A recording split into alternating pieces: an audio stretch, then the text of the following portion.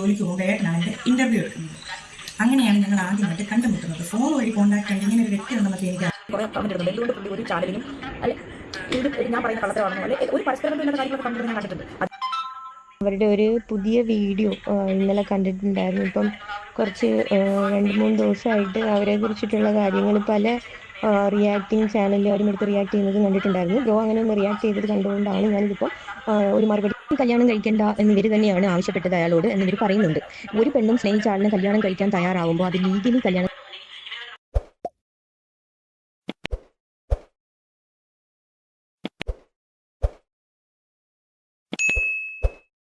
Hello guys, it's me Dani. അപ്പം എനിക്ക് നിങ്ങളോട് കുറച്ച് അത്യാവശ്യമായിട്ടുള്ള കുറച്ച് കാര്യങ്ങൾ സംസാരിക്കുന്നുണ്ടായിരുന്നു.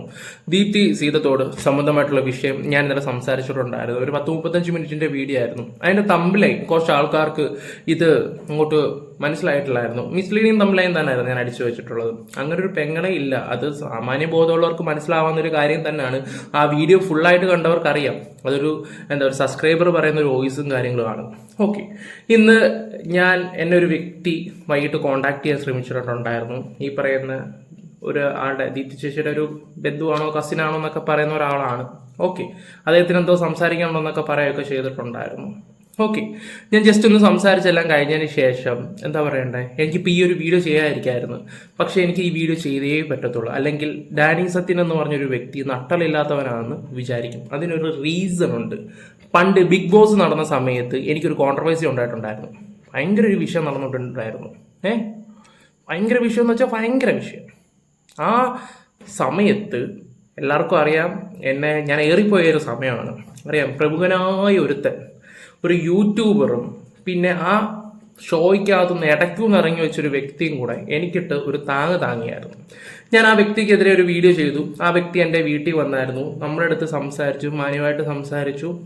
അതെങ്ങനെയെങ്കിലും ഒന്ന് കളയടാന്ന് പറഞ്ഞപ്പോൾ ശരി ചേട്ടാ, ഞാനത് കളഞ്ഞു കഴിഞ്ഞപ്പോഴും അവൻ പറഞ്ഞു നടന്നത് ഡാനിയുടെ വീട്ടിൽ ചെന്ന് ഡാനിയുടെ കുത്തിനെ പിടിച്ചിട്ടാണ് അവൻ ഇരുന്ന് കരഞ്ഞു. അവൻ്റെ അമ്മയും കൂടി ഇരുന്ന് കരഞ്ഞു. ഓക്കെ, അതും ആ കുള്ളൻ ഉള്ള കാര്യം ഞാൻ തുറന്നു പറയാം. ഞാൻ എൻ്റെ ഒരു ഹൈറ്റ് കാണിച്ചു തരാം.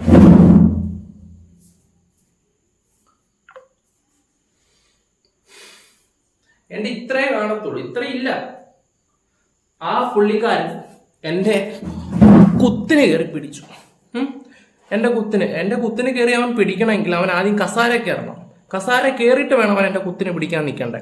അവൻ അങ്ങനെയാണ് ഓരോ വ്യക്തിയോടും പറഞ്ഞു നടന്നത്. ഓക്കെ, അത് കഴിഞ്ഞിട്ട് എൻ്റെ വീട്ടിൽ വന്ന് പറഞ്ഞ പച്ചക്കള്ളവും കാര്യങ്ങളെല്ലാം മനസ്സിലാക്കിയപ്പോൾ ആ വ്യക്തിക്കെതിരെ ഞാൻ വീഡിയോ ചെയ്തു. ആ വ്യക്തി തന്നെ പറഞ്ഞു, ഞാൻ നിന്നോട് പറഞ്ഞ എല്ലാം കള്ളമാണ്.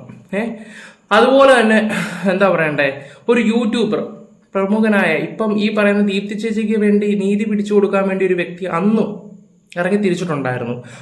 എൻ്റെ പൊന്നോ, അവന് നീതി ഉണ്ടാക്കാമെന്ന് പറഞ്ഞതിന് ശേഷം പിന്നെ കണ്ടിട്ടില്ല. ഇനി അടുത്ത ബിഗ് ബോസ് വരുമ്പോഴായിരിക്കും നീതി ഉണ്ടാക്കാൻ വരുന്നത്.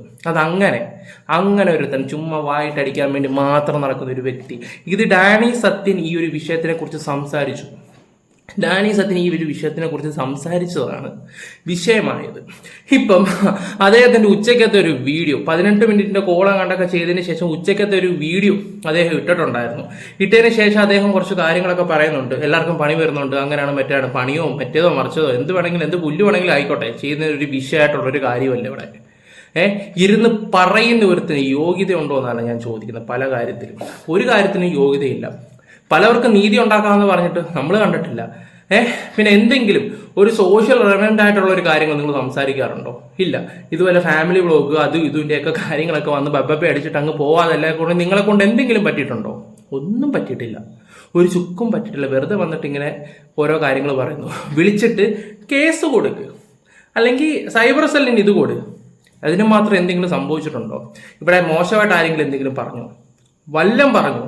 ഇതൊക്കെയാണോ? ഇതൊക്കെ സോഷ്യൽ. എൻ്റെ ഒരു വീഡിയോ ആ 10,000 പേരെ കണ്ടിട്ടുള്ളൂ. പിന്നെ കുറെ കമന്റ്സും കാര്യങ്ങളൊക്കെ ഉണ്ട്. അതേ കമന്റ്സ് ഇവർ അക്കൗണ്ടിൽ വരുന്നതൊക്കെ തന്നെയാണ്. ഇതും ഇത്രയും സബ്സ്ക്രൈബർ ഉള്ള ഒരാൾക്ക് ഇതൊന്നും കൊള്ളാനുള്ള ഒരു ഹെൽപ്പും കാര്യം ഒന്നും ഒരു കപ്പാസിറ്റി ഇല്ലെന്നാണ് ഞാൻ ആലോചിക്കുന്നത്. ഇവൻ എരിവ് കയറ്റി കൊടുക്കുകയാണ്, കേസും കാര്യങ്ങളൊക്കെ കൊണ്ടു കൊടുക്കുക. ദീപ്തി ചേച്ചി ഇന്നലെ വീഡിയോക്കകത്ത് പറയുകയും ചെയ്തിട്ടുണ്ടായിരുന്നു, ഇതിൻ്റെ അത് റിയാക്ട് ചെയ്യാം, എനിക്കൊരു വിഷയം കാര്യങ്ങളൊന്നുമില്ല എന്ന് പറയുന്ന ദീപ്തി ചേച്ചി ഇന്ന് പ്ലേറ്റ് മാറ്റി ചിലപ്പം കേസ് കൊടുക്കുമായിരിക്കാം. അതൊരു വിഷയമായിട്ടുള്ളൊരു കാര്യമല്ല. കൊടുക്കാതിരിക്കോ അത് അവരുടെ പേഴ്സണൽ ആയിട്ടുള്ള കാര്യങ്ങളൊക്കെ തന്നെ. ചേച്ചി ഇന്നലത്തെ വീഡിയോയിൽ അത് പറഞ്ഞിട്ടുണ്ടായിരുന്നു. അപ്പോഴും ഈ വ്യക്തി എരിവേറ്റ് കൊടുക്കും. അത് വേറെ ആരുമല്ല, ഡാനി സത്യനാണ് ഇതിനെക്കുറിച്ച് നെഗറ്റീവ് പറഞ്ഞൊരു വ്യക്തി. പിന്നെ പറഞ്ഞിട്ടുള്ള അതുൽ വ്ളോഗ്സ് കണ്ട് സംസാരിച്ചിട്ടുണ്ടായിരുന്നു. പിന്നെ വേറെ 1-2 ആൾക്കാർ ഇതിനെക്കുറിച്ച് കുറച്ച് കൊട്ടൊക്കെ കൊടുക്കുന്നത് ഞാൻ കണ്ടിട്ടുണ്ടായിരുന്നു. ഉള്ള കാര്യം ഞാൻ തുറന്നു പറയാം.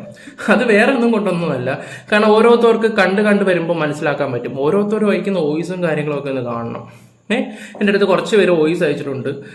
എന്ന് വെച്ചാൽ അവർക്ക് ഇവരൊക്കെ ഭയങ്കര ഇഷ്ടമായിട്ടുള്ളൊരു വ്യക്തി. ഞാൻ ഈ പറയുന്നത് ഞാനും ഇഷ്ടപ്പെട്ടാണ്. റാണി പി സദാശിവൻ സംബന്ധമായിട്ടുള്ള സമയത്ത് റാണി പിയുടെ കമന്റ് എടുത്തിട്ട് ഞാൻ സംസാരിച്ചിട്ടുണ്ടായിരുന്നു. ഈ പറയുന്ന എന്താ പറയണ്ട കുറെ കാര്യങ്ങളൊക്കെ ഞാൻ സംസാരിച്ചിട്ടുള്ള, അതെല്ലാവർക്കും അറിയാവുന്ന കാര്യങ്ങളൊക്കെ തന്നെ. ഈ വ്യക്തിയെ അങ്ങ് സൈബർ അറ്റാക്ക് ചെയ്യണം, അത് ചെയ്യണം, ഇതിനേക്കാളും അപ്പൊ എത്രയോ വിഷയങ്ങൾ നടക്കുന്നു. ഇപ്പം കൂടുതലും സൈബർ അറ്റാക്ക് ചെയ്യുന്നത് കൊല്ലം സുധി എന്ന് പറയുന്ന ആളുടെ വൈഫാണ്. ജസ്ന സലീമുണ്ട്. ഈ പറയുന്ന അവർക്ക് നീതി മേടിച്ചു കൊടുക്കാനൊന്നും ജസ്നയുടെ പോട്ടെ, അവരെ നമുക്ക് വേണ്ട. കൊല്ലം സുധി അറിയാലോ, കലാകാരൻ. ആ പറയുന്ന വ്യക്തിയുടെ കൊല്ലം സുധിയുടെ വൈഫിനെ സപ്പോർട്ട് ചെയ്ത ഒരു വ്യക്തിയാണ് ഈ പറയുന്ന യൂട്യൂബർ. ബാക്കി ആരും അങ്ങനെ സപ്പോർട്ട് ചെയ്ത് കണ്ടിട്ടില്ല. എന്നിട്ടും അവർക്ക് നീതി മേടിച്ചു കൊടുക്കാനൊന്നും പോകുന്നത് കണ്ടില്ലായിരുന്നല്ലോ. പിന്നെ ആ ബിഗ് ബോസിൽ കിടക്കുന്ന പ്രമുഖനായ ഒരുത്തനുണ്ടായിരുന്നു, അവനെ നീതി മേടിച്ചിട്ട് ഉണ്ടാക്കി കൊടുക്കാമെന്ന് പറഞ്ഞിട്ട് പിന്നെ കണ്ടില്ലല്ലോ. എലിസബത്ത്, നമ്മുടെ ബാലയുടെ എലിസബത്ത് ഭയങ്കര സംസാരമാണ്. അവസാനം ചെകുത്താൻ വന്നതിന് ശേഷം എന്തെന്നും പറഞ്ഞിട്ട് നൈസായിട്ട് അങ്ങ് സ്കിപ്പ് ചെയ്യുകയും ചെയ്തു. ആദ്യം സ്വന്തമായിട്ടൊരു നിലവാരം, ഒരു ഇതും വേണം. കുറച്ച് അന്തം അമ്മച്ചിമാരുടെ കുറെ ഫാൻസ് ഉണ്ടാക്കിയെടുക്കാൻ വേണ്ടി ചുമ്മാ കടന്നിട്ട് ഇങ്ങനെ സംസാരിക്കുന്നത്, ചുമ്മാതെ വന്നിട്ട് ആരെങ്കിലും ഒരു നെഗറ്റീവ് പറഞ്ഞു കഴിഞ്ഞാൽ അപ്പം കടന്ന് ടെൻഷൻ അടിക്കുന്ന ഒരു വ്യക്തിയാണ് നിങ്ങൾ. ഇതിൻ്റെ ഇടയിൽ ഞാനൊരു കാര്യം, നിങ്ങൾ നാരദനേക്കാളും കഷ്ടമാണ്. നാരദനേക്കാളിലും ഉള്ള കാര്യം ഞാൻ തുറന്നു പറയാലോ. ആണുങ്ങളായ നട്ടലോടെ എന്ന് സംസാരിക്കണം. ഞാൻ തൻ്റെ മുമ്പിൽ നിന്ന് വിഷമിച്ചിട്ടുണ്ട് എൻ്റെ ഈ ചാനൽ നശിപ്പിക്കാൻ നേരത്ത്. ഞാൻ സംസാരിച്ചിട്ടുണ്ട്, എൻ്റെ അമ്മ സംസാരിച്ചിട്ടുണ്ട്. ഇവിടുത്തെ എൻ്റെ എല്ലാ തെളിവും കാര്യങ്ങളും എൻ്റെ കിടപ്പുണ്ട്. അന്ന് നിങ്ങൾ സംസാരിച്ചതും പിന്നെ ഒരാളുമായിട്ട് സെറ്റിൽ ചെയ്യാൻ പറഞ്ഞതും അന്നാ ഞാനിത് മാറ്റിത്തരാമെന്ന് പറഞ്ഞിട്ട് ഓരോ ദിവസം വൈകിട്ട് 5 ദിവസം ഞാൻ വീഡിയോ ഇട്ടില്ല. 5 ദിവസം രാത്രി മെസ്സേജ് അയക്കും, നീ അങ്ങനെ കമന്റ് ഇട്ടില്ലേ, അതിൻ്റെ പിറ്റേ ദിവസം നീ ഇങ്ങനെ പോയി പറഞ്ഞില്ലേ. ഓരോ ദിവസം കമന്റ് എടുത്ത് പറഞ്ഞ് വരുമ്പോൾ എനിക്ക് മനസ്സിലാക്കാൻ പറ്റും നീ എന്ന് പറഞ്ഞ വ്യക്തി എന്താണെന്ന്. ഇവിടെ സത്യം പറയാലോ, നട്ടൽ എന്നൊരു കാര്യം എനിക്ക് ഇല്ലാത്തതുകൊണ്ടാണ് നീ ഇപ്പൊ ഈ പരിപാടി ചെയ്യുന്നത്. അപ്പൊ ഞാൻ ആലോചിക്കുന്നത് വെച്ചാൽ, പിന്നെ എൻ്റെ പൊന്നോ, ഈ ഇടയ്ക്ക് ഒരു ചേച്ചിയുടെ സ്ട്രൈക്ക് സംബന്ധമായിട്ട് ഭയങ്കര ഡയലോഗാ, അങ്ങനെ ചെയ്യണം, ഇതൊക്കെ മോശമായിട്ടുള്ള കാര്യങ്ങളാണ്, ഇങ്ങനെ സ്ട്രൈക്കും കാര്യങ്ങളൊക്കെ. അത് പറഞ്ഞ് നിങ്ങൾ സെറ്റിൽ ചെയ്ത് മാറ്റി കൊടുക്കുക. ഇവിടെ എൻ്റെ അടിച്ച് സ്ട്രൈക്ക്, ഒരു ചേച്ചീൻ്റെ അടിച്ച്, ഒരു ഇക്രു എന്ന് പറഞ്ഞ പയ്യൻ്റെ അടിച്ച്, അങ്ങനെ 5-8 യൂട്യൂബേഴ്സിന്റെ കൊച്ചു യൂട്യൂബേഴ്സ് ഇയാൾക്കെതിരെ പറയുന്ന എല്ലാത്തിനും അടിച്ചു കൊടുക്കുക. അവൻ വന്നിട്ടായിരുന്നിട്ട് ഇവിടെ ഗുണവരാതാൻ പറയുന്നത്. എന്റെ പൊന്ന് ദീപ്തി ചേച്ചി, ഞാൻ ചേച്ചിയുടെ ഒരു കാര്യം പറയാം. നിങ്ങളോടുള്ള സ്നേഹം കൊണ്ടൊന്നും അല്ല, നീതി ഉണ്ടാക്കാൻ വേണ്ടിയൊന്നും അല്ല പറയുന്നത്. ഇടയ്ക്കിടയ്ക്ക് വന്നിട്ട് ഇങ്ങനെ പറയുമല്ലോ, ഈ പറയുന്ന വിജയന്റെ പറ്റി ഒരു കാര്യം പറയുന്നുണ്ട്. ഹസ്ബൻഡിന്റെ എക്സിനെ കുറിച്ച്, അദ്ദേഹത്തിനെ കുറിച്ച് പറയുന്നുണ്ട്. ഒരു ചേച്ചി വന്നിട്ട് കമന്റും കാര്യങ്ങളും ഇടുന്നുണ്ടല്ലോ. ഒരു ചേച്ചി വന്നിട്ട് ഇങ്ങനെ കമന്റ് ഇടുന്നുണ്ട്. ആ കമന്റ് വെച്ചിട്ട് തെളിവുണ്ടെങ്കിൽ നിങ്ങൾ പറ, എന്നാൽ നിങ്ങൾ രംഗത്ത് വാ, മറ്റേത് വാ. എന്തിനാ? എക്സ്ക്ലൂസീവ് അടിക്കാൻ വേണ്ടിയാ, അല്ലാതെ വേറെ ഒന്നുമല്ല. അല്ലാതെ സീതത്തോട് ദീപ്തിയോടുള്ള സ്നേഹം കൊണ്ടൊന്നും അല്ല. എന്റെ മനസ്സിൽ ഞാൻ ഉള്ള കാര്യം തുറന്നു പറയുന്ന ഒരു വ്യക്തിയാണ്. അതുകൊണ്ട് എന്നെ ആർക്കും കണ്ടെടുത്താൽ കണ്ടുകൂടാ, അത് വേറെ ഒരു കാര്യം. ഉള്ള കാര്യം ചേച്ചി ഞാൻ തുറന്നു പറയുന്ന ഒരാളാണ്. എനിക്കങ്ങനെ മറിച്ചും ഒന്നും നിൽക്കുന്ന ആവശ്യമില്ല ഇതുപോലൊന്നും. കാരണം കണ്ടന്റ് ഉണ്ടാക്കാൻ വേണ്ടി എന്ന് ഉണ്ടാക്കുന്ന പരിപാടി എനിക്കില്ല. കൂടെ എന്നിട്ട് ഉണ്ടാക്കിയ പരിപാടി ഞാൻ ഇതുവരെ ചെയ്തിട്ടില്ല. ഞാനൊന്ന് പറഞ്ഞതേ ഉള്ളൂ. ഓക്കെ, ഇന്ന് ആ ഒരു വ്യക്തി പറഞ്ഞപ്പോഴും ഞാൻ ഇങ്ങനെ ഓരോ കാര്യങ്ങളും ഞാനൊരു മാറ്ററെ വിടാൻ വേണ്ടി ഇരിക്കുകയായിരുന്നു. ഈ ഒരു മാറ്ററെ വിടാൻ എനിക്ക് വലിയ ഇതൊന്നുമില്ല. പക്ഷേ ഞാനൊരു കാര്യം പറയാം, നമ്മളെ വിശ്വസിക്കുന്ന കുറേ സബ്സ്ക്രൈബേഴ്സ് ഉണ്ട്, നമ്മളെ ഇഷ്ടപ്പെടുന്നത്. ആ ഒരിടത്ത് ഒരു കഥ പറയുന്നു, വേറൊരു കഥ പറയുന്നു. അതിനോടൊന്നും എനിക്ക് വലിയ യോജിപ്പും കാര്യങ്ങളും ഇല്ല. സീരിയസ്ലി ഞാനൊരു പറഞ്ഞാലാ, ഒരു യോജിപ്പും എനിക്കില്ല.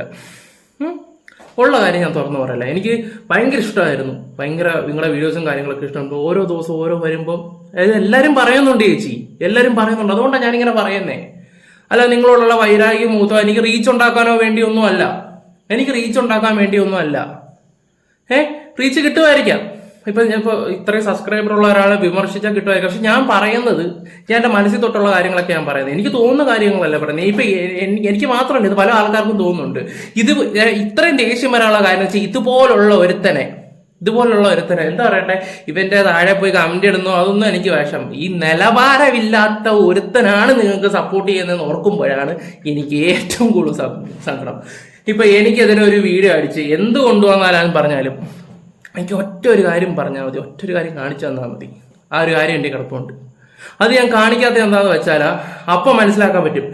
അന്ന് ഞാനൊരു കാര്യം പറയാം, നീയും കൂടെ കേട്ടോ.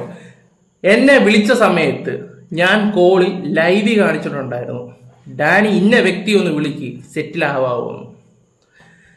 അത് കേട്ട കുറെ സബ്സ്ക്രൈബേഴ്സ് ഉണ്ട് എൻ്റെ അന്നത്തെ ലൈവിൽ. എൻ്റെ ചാനൽ ഒരു സൈഡ് അടിച്ച് കിടക്കുമ്പോൾ വേറൊരു ചാനലിൽ, കുഞ്ഞു ചാനലിൽ, അന്നൊരു 3000 പേരുള്ള ഉണ്ടായിരുന്നു ആ ലൈവിൽ എല്ലാവരും കേട്ടതാ സെറ്റിലാവാൻ പറഞ്ഞു. ഞാൻ കേൾപ്പിച്ചു കൊടുത്തു, കാരണം എൻ്റെ ജീവിത ഭസ്മമാക്കാൻ പോവാ. ഞാൻ അതിനു മുമ്പ് ഞാൻ അങ്ങനെ ഒരു സംഭവം ചെയ്തിട്ടുണ്ടായിരുന്നു. അവരെല്ലാവരും അറിഞ്ഞിട്ടുള്ള ഒരു വ്യക്തിയാണ്. ഓക്കെ, ഇപ്പൊ വന്നിട്ട് നീതി ഉണ്ടാക്കാൻ നടക്കുന്നു, ഒരുപാട് ഉണ്ടാക്കാൻ നോക്കിയിട്ട് ഇതൊക്കെ നമുക്ക് കുറെ അറിയാവുന്ന ആണുങ്ങളായ നട്ടില് വേണം. ഓക്കെ, ഇനി നമുക്ക് ചേച്ചിയുടെ വീട്ടിലോട്ട് പോവാം. എനിക്ക് പറയാനുള്ള കുറച്ച് കാര്യങ്ങൾ എന്താന്ന് വെച്ചാൽ, ചേച്ചി ഞാൻ കാണിച്ചു തരാം. അത് വേറെ ഒന്നും കൊണ്ടല്ല, നമ്മൾ ഇപ്പൊ പറയുന്നത് നമ്മൾ ഒരുപാട് ഡിഫറൻസ് ഉണ്ട്. ആൾക്കാർ ഇതൊക്കെ ശ്രദ്ധിക്കും. ഞാൻ റിയാക്ട് ചെയ്യുന്നൊരു വ്യക്തിയാണ്, അത് നിങ്ങൾ ആലോചിക്കണം. ഓക്കെ, ഞാനിത് പെട്ടെന്ന് തീർക്കാൻ നോക്കാം. ഇത് എത്ര മിനിറ്റ് പോകുന്നു എനിക്ക് അറിയത്തില്ല. ഇത് പറഞ്ഞ് ആർക്കും ഞാനായിട്ടൊരു ബുദ്ധിമുട്ടുണ്ടാക്കി വെക്കുന്നില്ല. പക്ഷേ നിങ്ങൾക്ക് സംസാരിക്കണമെങ്കിൽ സംസാരിക്കാം, കേസ് കൊടുക്കണമെങ്കിൽ കേസ് കൊടുക്കാം, എന്ത് വേണമെങ്കിലും ചെയ്യാം. എനിക്കൊരു വിഷയമായിട്ടുള്ളൊരു കാര്യമല്ല. കാരണം ഞാൻ ഇങ്ങനെ നമ്മൾ റിയാക്ഷൻ ചെയ്യുന്നു, കാര്യങ്ങൾ സംസാരിക്കുന്നു. കാരണം എനിക്കൊരു സ്റ്റാൻഡ് ഇല്ലെങ്കിൽ നാളെ എന്നെ വിശ്വസിച്ച ഒരു കാര്യം, ഒരു പ്രശ്നം ഉണ്ടെങ്കിൽ ഒരാൾ ഏൽപ്പിക്കത്തില്ല.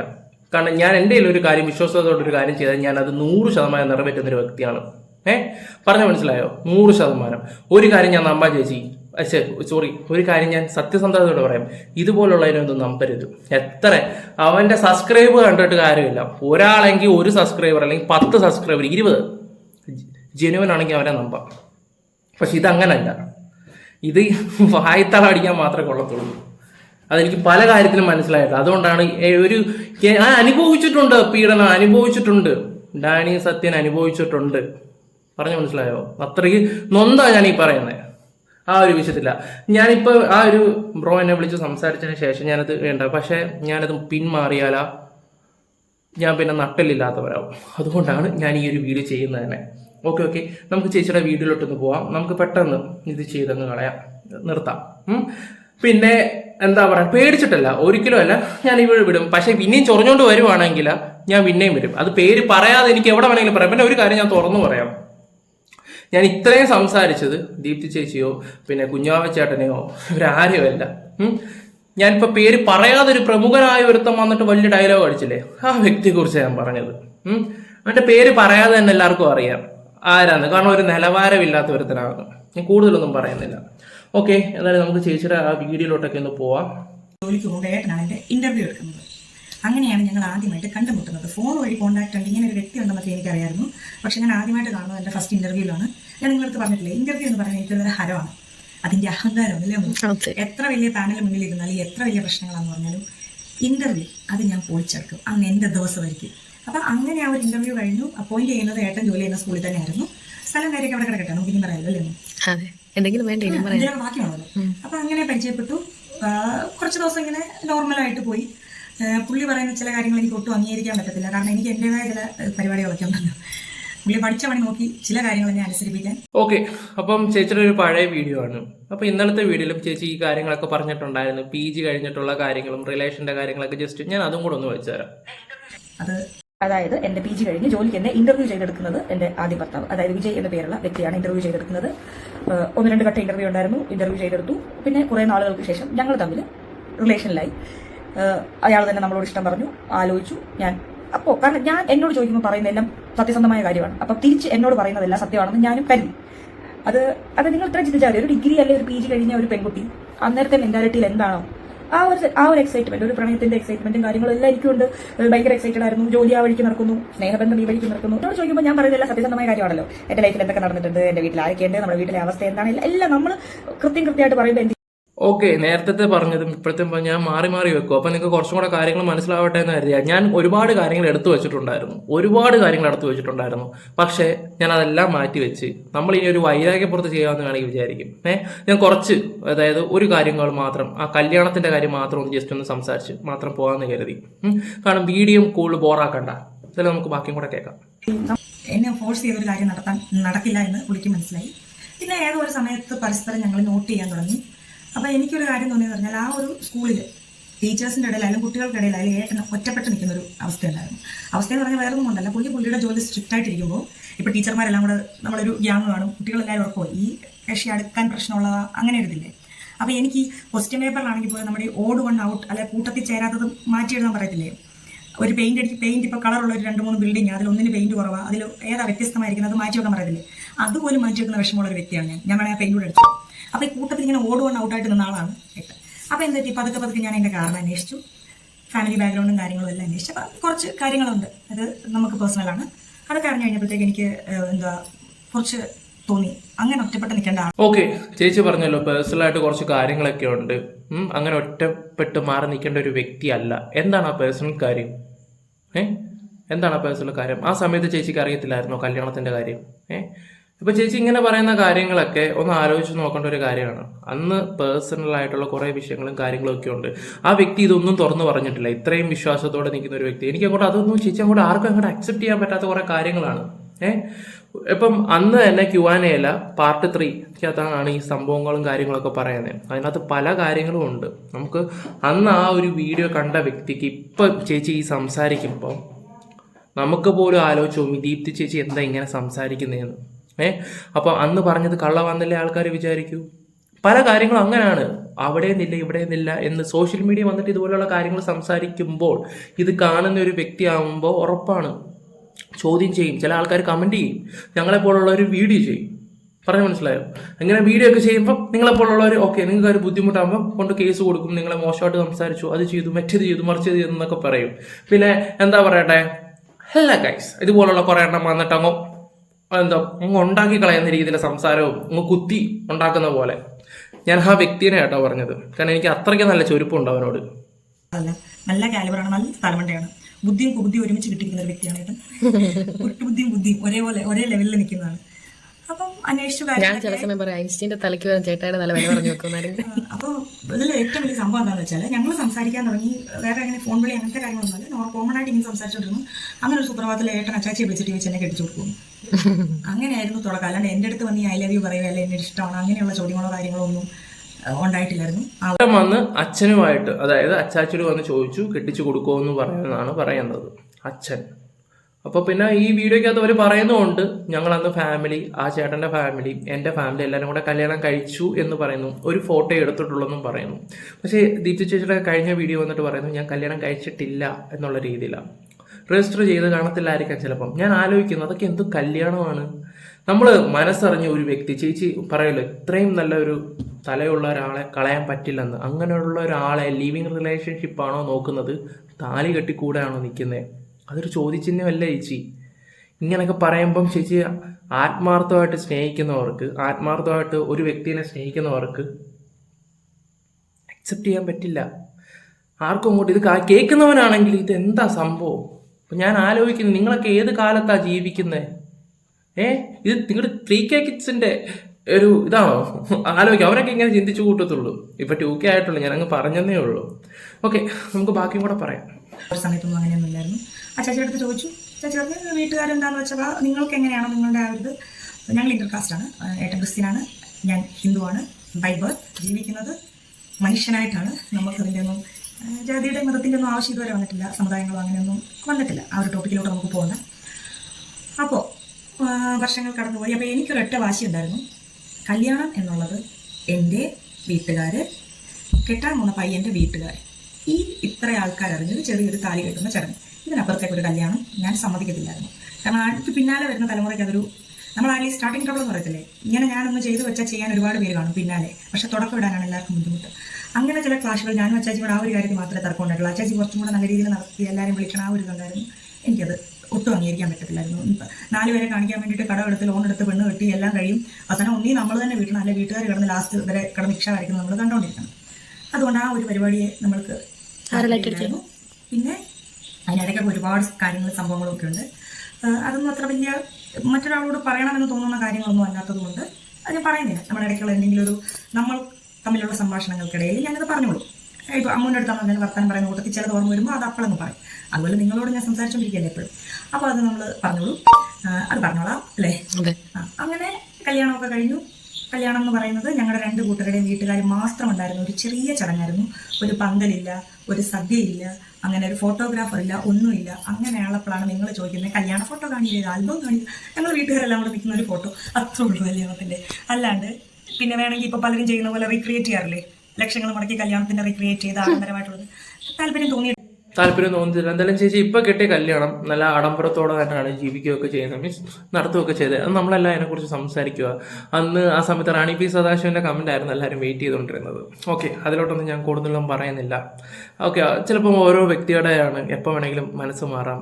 ഓക്കെ, അന്ന് ചിലപ്പോൾ പൈസ ഇല്ലാത്തതായിരിക്കാം, ഇപ്പൊ പൈസ ഉണ്ട്, അപ്പൊ നല്ല രീതിയിൽ നടത്താം. എന്തെങ്കിലും ആയിക്കോട്ടെ.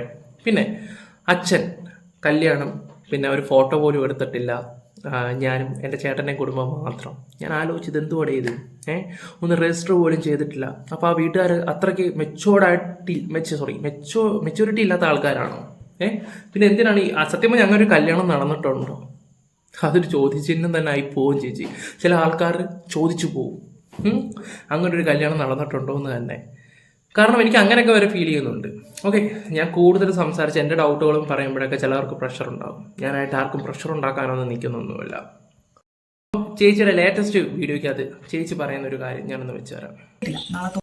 നല്ല ആകെ ജീവിതത്തിൽ ഞാൻ ആ ഒരു റിലേഷൻ ചെയ്തൊരു നല്ലൊരു കാര്യം എന്ന് പറഞ്ഞാൽ, ഞാൻ പുള്ളി ആദ്യകാലം തൊട്ട് തന്നെ ഉപദ്രവിക്കാൻ തുടങ്ങിയപ്പോഴേ ഞാൻ പറഞ്ഞു നമുക്ക് പിന്നെ അതൊരു കാരണമായിട്ടല്ല പറഞ്ഞ് നമുക്ക് നിയമപരമായിട്ട് ലീഗലി കല്യാണം കഴിക്കണ്ട, രജിസ്റ്റർ ചെയ്യണ്ട, അത് പറഞ്ഞ പാടെ പുള്ളി സമ്മതിച്ചു. അപ്പൊ പോലും ഞാൻ വിചാരിച്ചിട്ടില്ലായിരുന്നു പുള്ളി ഓൾറെഡി മാരി ചെയ്തതുകൊണ്ടാണ് ഇത് വേണ്ട, ലീഗലി ചെയ്യണ്ട എന്നുള്ള കാര്യം പുള്ളി സമ്മതിച്ചത് ഞാൻ ചിന്തിച്ചിട്ടില്ല. ഒരിക്കൽ പോലും പുള്ളി എന്നെ നിർബന്ധിച്ചിട്ടില്ല. ഞാൻ എന്നെങ്കിലും ഇടയ്ക്ക് എപ്പോഴൊക്കെയോ എന്റെ മനസ്സിൽ തോന്നും ഇത് ഇട്ടെറിഞ്ഞ് പോകേണ്ടി വന്നാൽ അത് നാളെ ഒരിക്കൽ ഒരു ബാധ്യത രണ്ടുപേർക്കും പരസ്പരം ആവരുത് എന്ന്. അപ്പൊ ഞാൻ പറഞ്ഞു, ഇതാണ് നിങ്ങൾ ആ ഒരു വീഡിയോ കണ്ടിട്ട് ഈ ഒരു വീഡിയോ ഒന്ന് കണ്ടു നോക്കുക. ഒരുമിച്ച് ജീവിച്ചിട്ട് അടിക്കോ തൊഴിക്കോ അങ്ങോട്ടൊക്കെ ചെയ്തപ്പോൾ രജിസ്റ്റർ ചെയ്ത് ചെയ്യേണ്ടാന്ന്. അന്ന് കല്യാണം നടന്ന സമയത്ത് ഈ പറയുന്ന കാര്യങ്ങളൊന്നും ചെയ്യാൻ എന്താണ്, ആൾക്കാരെ ബോധ്യപ്പെടുത്താൻ വേണ്ടിയാണോ? എനിക്കറിയാൻ വയ്യാത്തോണ്ട് ചോദിക്കുകയാണ്. ഇതൊക്കെയാണ് നമുക്ക് അങ്ങോട്ട് കൺഫ്യൂഷൻ വരുന്ന കുറേ കാര്യങ്ങളൊക്കെ. ഞാനൊരു കാര്യം പറയാം, ബുദ്ധിയുള്ളവർക്ക് മനസ്സിലാവും, ചിന്തിക്കാനുള്ള ഇവരോടുള്ള സ്നേഹം കൊണ്ട് ചിലപ്പം ചില ആൾക്കാർ ചിന്തിക്കാനൊന്നും പോകത്തില്ല. ഞാൻ ഇത്രേ പറയുന്നുള്ളൂ, ബുദ്ധിയുള്ളവർ ചിന്തിച്ച് നോക്കുക. ഞാൻ അത്രേ പറയുന്നുള്ളൂ ചേച്ചി. ഇതുപോലുള്ള കാര്യങ്ങളൊക്കെ വരുമ്പോൾ നമുക്ക് കൺഫ്യൂഷൻ വരും. അതുകൊണ്ടാണ് ഈ സംസാരിക്കുന്നത്. ഞാൻ പണ്ട് തൊട്ടൊന്നും ചേച്ചിയുടെ വീഡിയോ ഒന്നും കാണുന്ന ഒരു വ്യക്തിയല്ല. ഈ അടുത്ത കുറച്ച് സമയം കൊണ്ടാണ് ചേച്ചിയുടെ ഓരോ വീഡിയോസും കാര്യങ്ങളൊക്കെ കാണുന്നതും പിന്നെ പിടിച്ച് പഴയ വീഡിയോസൊക്കെ കാണും. ഇഷ്ടമായിരുന്നു. പക്ഷെ ഓരോ കാര്യങ്ങൾ ഇങ്ങനെ അതും ഇതുമൊക്കെ കേട്ട് വരുമ്പോൾ എൻ്റെ ഫാമിലി വ്ളോഗ്സിൻ്റെ എല്ലാം എൻ്റെ തലയിരിക്കുന്ന ഒരു വ്യക്തിയാണ്. ഉള്ള കാര്യം ഞാൻ തുറന്നു പറയാം. പിന്നെ ഞാൻ കുറേ ആൾക്കാരെയൊക്കെ തിരക്കാറുണ്ട്, എന്നെ കൊണ്ട് പറ്റുന്ന കാര്യങ്ങൾ അങ്ങനെ പറയാറുള്ളൂ. ഓക്കെ, എന്തായാലും നമുക്ക് ബാക്കി വിഷയത്തിലോട്ട് പോവാം. തോന്നിക്കൂടായിക്കൊന്നുമില്ല, പക്ഷെ ഇപ്പം അങ്ങനെ ഒരു താല്പര്യമില്ല. പക്ഷെ അതിനുശേഷം 1-2 ആൾക്കാർ അതേ പാറ്റേണിൽ കല്യാണം കഴിച്ചു എന്ന് അറിഞ്ഞതിൽ വളരെ സന്തോഷം. കാരണം സാമ്പത്തിക അവസ്ഥ തന്നെയായിരുന്നു അവർക്കും പ്രശ്നം. അപ്പൊ കല്യാണമൊക്കെ കഴിഞ്ഞ് പിന്നെ വിധിയുടെ വിളയാട്ടം പോലെ കൊറോണ അങ്ങനെ കൊറോണ ആയപ്പോഴത്തേക്ക് കുറെ ആൾക്കാർ അങ്ങനെ ആ ഒരു സമയത്തുള്ള കല്യാണവും കാര്യങ്ങളും ഓൺലൈൻ കല്യാണവും അങ്ങനെയൊക്കെ ഉണ്ടായിരുന്നല്ലോ. അതാണ് കൊറോണയ്ക്ക് പോലെ നമ്മുടെ മെന്റാലിറ്റിയാണ്. അപ്പൊ അത് കഴിഞ്ഞ് എന്താ പറ്റിയെന്ന് പറഞ്ഞാൽ ഏട്ടന്റെ സമ്പാദ്യം എല്ലാം കൂടെ ചേർത്തിട്ടാണ് ഇവിടെ ഫാമും കാര്യങ്ങളും ഒക്കെ ആവുന്നതും എല്ലാമായിട്ട്. പിന്നെ എന്നോട് പ്രധാനമായിട്ടും വരുന്നൊരു ചോദ്യം എന്താണെന്ന് വെച്ചാൽ, ഞാൻ എന്തുകൊണ്ട് എന്റെ വീട്ടിൽ നിൽക്കുന്നു, ഏട്ടന്റെ കൂടെ എന്തുകൊണ്ട് നിൽക്കുന്നില്ല, എന്തുകൊണ്ടാണ് ഈ രണ്ടിടത്ത് നിൽക്കുന്നത്? ഇതാണ് എല്ലാവർക്കും അറിയേണ്ടത്. സ്നേഹം കൊണ്ട് ചോദിക്കുന്ന വളരെ കുറച്ച് പേരേ ഉള്ളൂ. ബാക്കിയുള്ളവരെന്താ കെട്ടമായിട്ട് ഒരു കുപ്പി നോർത്തിട്ട് ചോദിക്കുന്നതാണ്. അതിന്റെ കാരണം ഞാൻ പറയാം. കഴിഞ്ഞ 1 വർഷം അല്ലെങ്കിൽ 1 വർഷം 2 മാസം അത്രയും നാളായിട്ടേ ഉള്ളൂ ഞങ്ങൾ രണ്ടിടത്തിരിക്കുന്നത്. അതായത് 8-10 വർഷം ഒരു എന്താ പറയുക, ഒരു കല്യാണത്തെ പറ്റി ചിന്തിച്ച് തുടങ്ങിയിട്ട് 8 വർഷവും അതിന് മുന്നേ ഉള്ള 2 വർഷം എനിക്ക് ഏട്ടനെ അറിയാം. അപ്പോൾ 10 വർഷം ടോട്ടൽ എടുത്തെന്ന് പറഞ്ഞാലും ഈ 10 വർഷത്തിൽ ആ 10ൽ ആദ്യത്തെ 2 വർഷം വിട്ടോ, ഈ 8 വർഷത്തിൽ ഞങ്ങൾ സെപ്പറേറ്റ് ആയിട്ടായിരിക്കുന്നത്. ഈ 10 വർഷമായിട്ടുള്ള പരിചയമാണ്. 10 വർഷം. ആ 10 വർഷത്തിൽ 1 വർഷം അങ്ങാണ്ട് ഇത്ര കണ്ട് മാത്രമേ ഉള്ളൂ അവർ സെപ്പറേറ്റ് ആയിട്ട് നിൽക്കുകയൊക്കെ ചെയ്യുന്നത്. മനസ്സിലായല്ലോ? അപ്പോൾ ഇത്രയും പരിചയമുള്ള ഒരാളെ, ഇത്രയും ആത്മാർത്ഥമുള്ള ഒരാളെ രജിസ്റ്റർ ചെയ്തില്ല എന്ന് പറയുമ്പോൾ ഒന്ന് ആലോചിച്ച് നോക്കും. അതോ ലീവ് റിലേഷൻഷിപ്പ് ആയിരുന്നോ താല്പര്യം? നമ്മൾ ഒരാളെ ആത്മാർത്ഥമായിട്ട് സ്നേഹിക്കുവാണെങ്കിൽ എൻ്റെ ചേച്ചി ആ വ്യക്തിയെ നമ്മൾ സ്വന്തമാക്കാനേ നോക്കത്തുള്ളൂ, കെട്ടാനേ നോക്കത്തുള്ളൂ. പറഞ്ഞു മനസ്സിലായോ? അല്ലെങ്കിൽ ആ വ്യക്തി ഓൾറെഡി കല്യാണം കഴിച്ച ചേച്ചിക്ക് അറിയാമായിരുന്നു.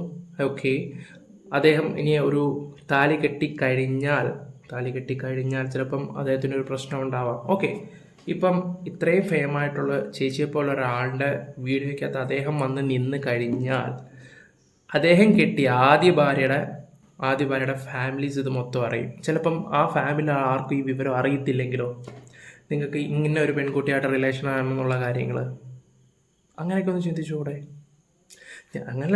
അങ്ങനെയൊക്കെ ചിന്തിച്ച് കൂട്ടും ഞങ്ങളെപ്പോലുള്ളവരൊക്കെ. കാരണം അവരുടെ ഫാമിലിക്ക് അറിയത്തില്ല ഇവനെ വേറൊരു പെണ്ണുമായിട്ട് ഭാര്യയിലെ ഫാമിലീസ് മൊത്തം അറിഞ്ഞാലോ എന്ന് പേടിച്ചിട്ടായിരിക്കാം. ഒന്നിക്ക് നിങ്ങൾക്ക് ഈ വിവരങ്ങളെല്ലാം അറിയാം, നിങ്ങൾക്ക് എല്ലാ കാര്യങ്ങളും അറിയാം, സത്യസന്ധമായിട്ട് തന്നെ നിങ്ങൾ ആ വ്യക്തിയെ ഇതെല്ലാം അറിഞ്ഞുകൊണ്ട് അക്സെപ്റ്റ് ചെയ്തതാണ്, അങ്ങനെയും തോന്നാം. ഓക്കെ, ചിലപ്പോൾ നിങ്ങൾ ഇഷ്ടപ്പെട്ടതിന് ശേഷം ഈ ബന്ധത്തിൽ നിന്നില്ല അവർ പിന്മാറിയതാവാം, അങ്ങനെയും ചോദ്യങ്ങൾ വരും. ഇതെല്ലാം കൊണ്ടെത്തിക്കുന്ന ചേച്ചി തന്നെയാണ്. ചേച്ചി ഓരോ കാര്യം പറയുമ്പോൾ പഴയ കഥയിലോട്ട് പോവും. എന്തായാലും ഒരു കാര്യം ഞാൻ തുറന്നു പറയാം, ആ ഹസ്ബൻഡ് ഇനി വരത്തില്ല രംഗത്ത്. എത്രയൊക്കെ പറഞ്ഞാലും അദ്ദേഹം വരൂല. വന്നു കഴിഞ്ഞാൽ അദ്ദേഹത്തിൻ്റെ കാര്യങ്ങളെല്ലാം അറിയും, എല്ലാവരും അറിയും. ആ പെണ്ണിൻ്റെ ഫാമിലിയിലാണെങ്കിലും ഇന്നതാണ് കാരണം എന്നൊക്കെ അറിയും. അദ്ദേഹം വരത്തില്ല. അദ്ദേഹം വരാത്ത കൊണ്ടായിരിക്കാം ചിലപ്പോൾ ഇവർ ഈ ധൈര്യത്തോടെ ഇങ്ങനെ പറയുന്നത്. നിങ്ങൾ നിരന്തരമായിട്ട് അദ്ദേഹം ഇങ്ങനെ വിളിച്ചോട്ട് ഇരിക്കുവാണെങ്കിൽ ഞാൻ ചേച്ചിയോട് പറയത്തില്ലേ, ഇവിടെ കേരള പോലീസുണ്ട്. ഇപ്പം ഡാനി സത്യൻ ഇപ്പം എന്നോട് ആ പറഞ്ഞ ഒരു വ്യക്തി എന്നോട് പറഞ്ഞ എന്താണെന്ന് വെച്ചാൽ എൻ്റെ പേര് കേസ് കൊടുക്കും എന്നുള്ള രീതിയിലാണ് സംസാരിച്ചത്. ആ ഒരു ചങ്കൂറ്റം എൻ്റെ പേര് കേസ് കാണിക്കാൻ പോകുന്ന ആ ഒരു ചങ്കൂറ്റം പോട്ടെ, എന്തോ ആയിക്കോട്ടെ, ഈ വ്യക്തിയുടെ കാര്യത്തിൽ കാണിച്ചേ പറ്റൂ. അതാണ് ചെയ്യേണ്ടത്. ഇവൻ വന്നില്ലെങ്കിൽ ഇവനെ പൊക്കിക്കൊണ്ട് വരണം അവനെ. അതാ ചെയ്യിക്കണ്ടേ. അതിന് പറ്റില്ലെങ്കിൽ പറ, ഞാൻ എന്നെ കൊണ്ട് പറ്റുന്നത് ഞാൻ ചെയ്യാൻ പറ്റും. പിന്നെ ചുമ്മാ ഓരോരുത്തവന്മാരെ വരുന്നിട്ടിട്ട് കണസ പറഞ്ഞിട്ട് പോകുന്നതല്ല ഞാൻ താന്നിട്ടുള്ളത് എൻ്റെ ഈ ഒരു ചാനലിന് വേണ്ടി മാത്രമാണ്. ഞാൻ അപ്പോഴും ഞാൻ ഒരാളെ ബുദ്ധിമുട്ടിച്ചിട്ടില്ലായിരുന്നു. എനിക്ക് അത്യാവശ്യം ഹോൾഡും കാര്യങ്ങളും ഒക്കെ ഉണ്ട് ചേച്ചി, എല്ലാം ഉണ്ട്. അതിന്റെ ഒരു കോൺഫിഡൻസ്, അഹങ്കാരം, എന്ത് വേണമെങ്കിലും നിങ്ങൾ പറഞ്ഞു, എങ്ങനെ വേണമെങ്കിലും നിങ്ങൾ സംസാരിക്കാം, എങ്ങനെ വേണമെങ്കിലും എടുത്തോ, കാണുന്നവരോടും കൂടെ. ആ ഒരു രീതി വെച്ച ഞാൻ പറയുന്നത്, ചുമ്മാ വന്നൊരു വാഗ്ദാനം തന്നിട്ട് പോകുന്നൊരു വ്യക്തിയല്ല. ഞാനങ്ങ് പറയും, ഇതുപോലുള്ള കുറെ ഡൗട്ടും കാര്യങ്ങളൊക്കെ ചേച്ചി ഉണ്ടായിട്ട് എനിക്ക് മാത്രമല്ല, ഇത് കാണുന്ന ആൾക്കാർക്ക് പോലും, ഇത് കണ്ട ഓരോ വ്യക്തികൾ, വലിയ വലിയ യൂട്യൂബേഴ്സ് റിയാക്ഷൻ ചെയ്യുന്നതല്ല, ഫാമിലി, നിങ്ങളെ ഇഷ്ടപ്പെടുന്ന ആൾക്കാരുണ്ടായിരുന്നു, അവരെന്നോട് പറഞ്ഞിട്ടുള്ള കാര്യമാണ് ഞാൻ ഈ പറയുന്നത്. അതായത് നിങ്ങളെ കുറ്റപ്പെടുത്തിയൊന്നുമല്ല. അപ്പം അത് മനസ്സിലായോ? ഓക്കെ, ബാക്കി ഒരു വർഷവും 2 മാസം. കാരണം ഏത് സ്കൂളിൽ വർക്ക് ചെയ്താലും ഞാൻ ഒരുമിച്ചായിരിക്കും വർക്ക് ചെയ്തത്.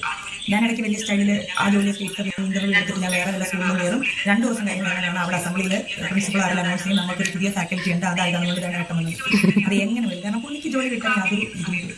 അപ്പോൾ അങ്ങനെ ഇരുന്ന സമയത്ത് ഫാനും കാര്യങ്ങളുമായി പതുക്കെ കൊറോണയുടെ ടൈമൊക്കെ ആയപ്പോഴത്തേക്കും മൊത്തത്തിൽ അത് കൊറോണ കൂടിയ സമയത്ത് ഭയങ്കരമായിട്ട് ഡൗൺ ആയിപ്പോയി.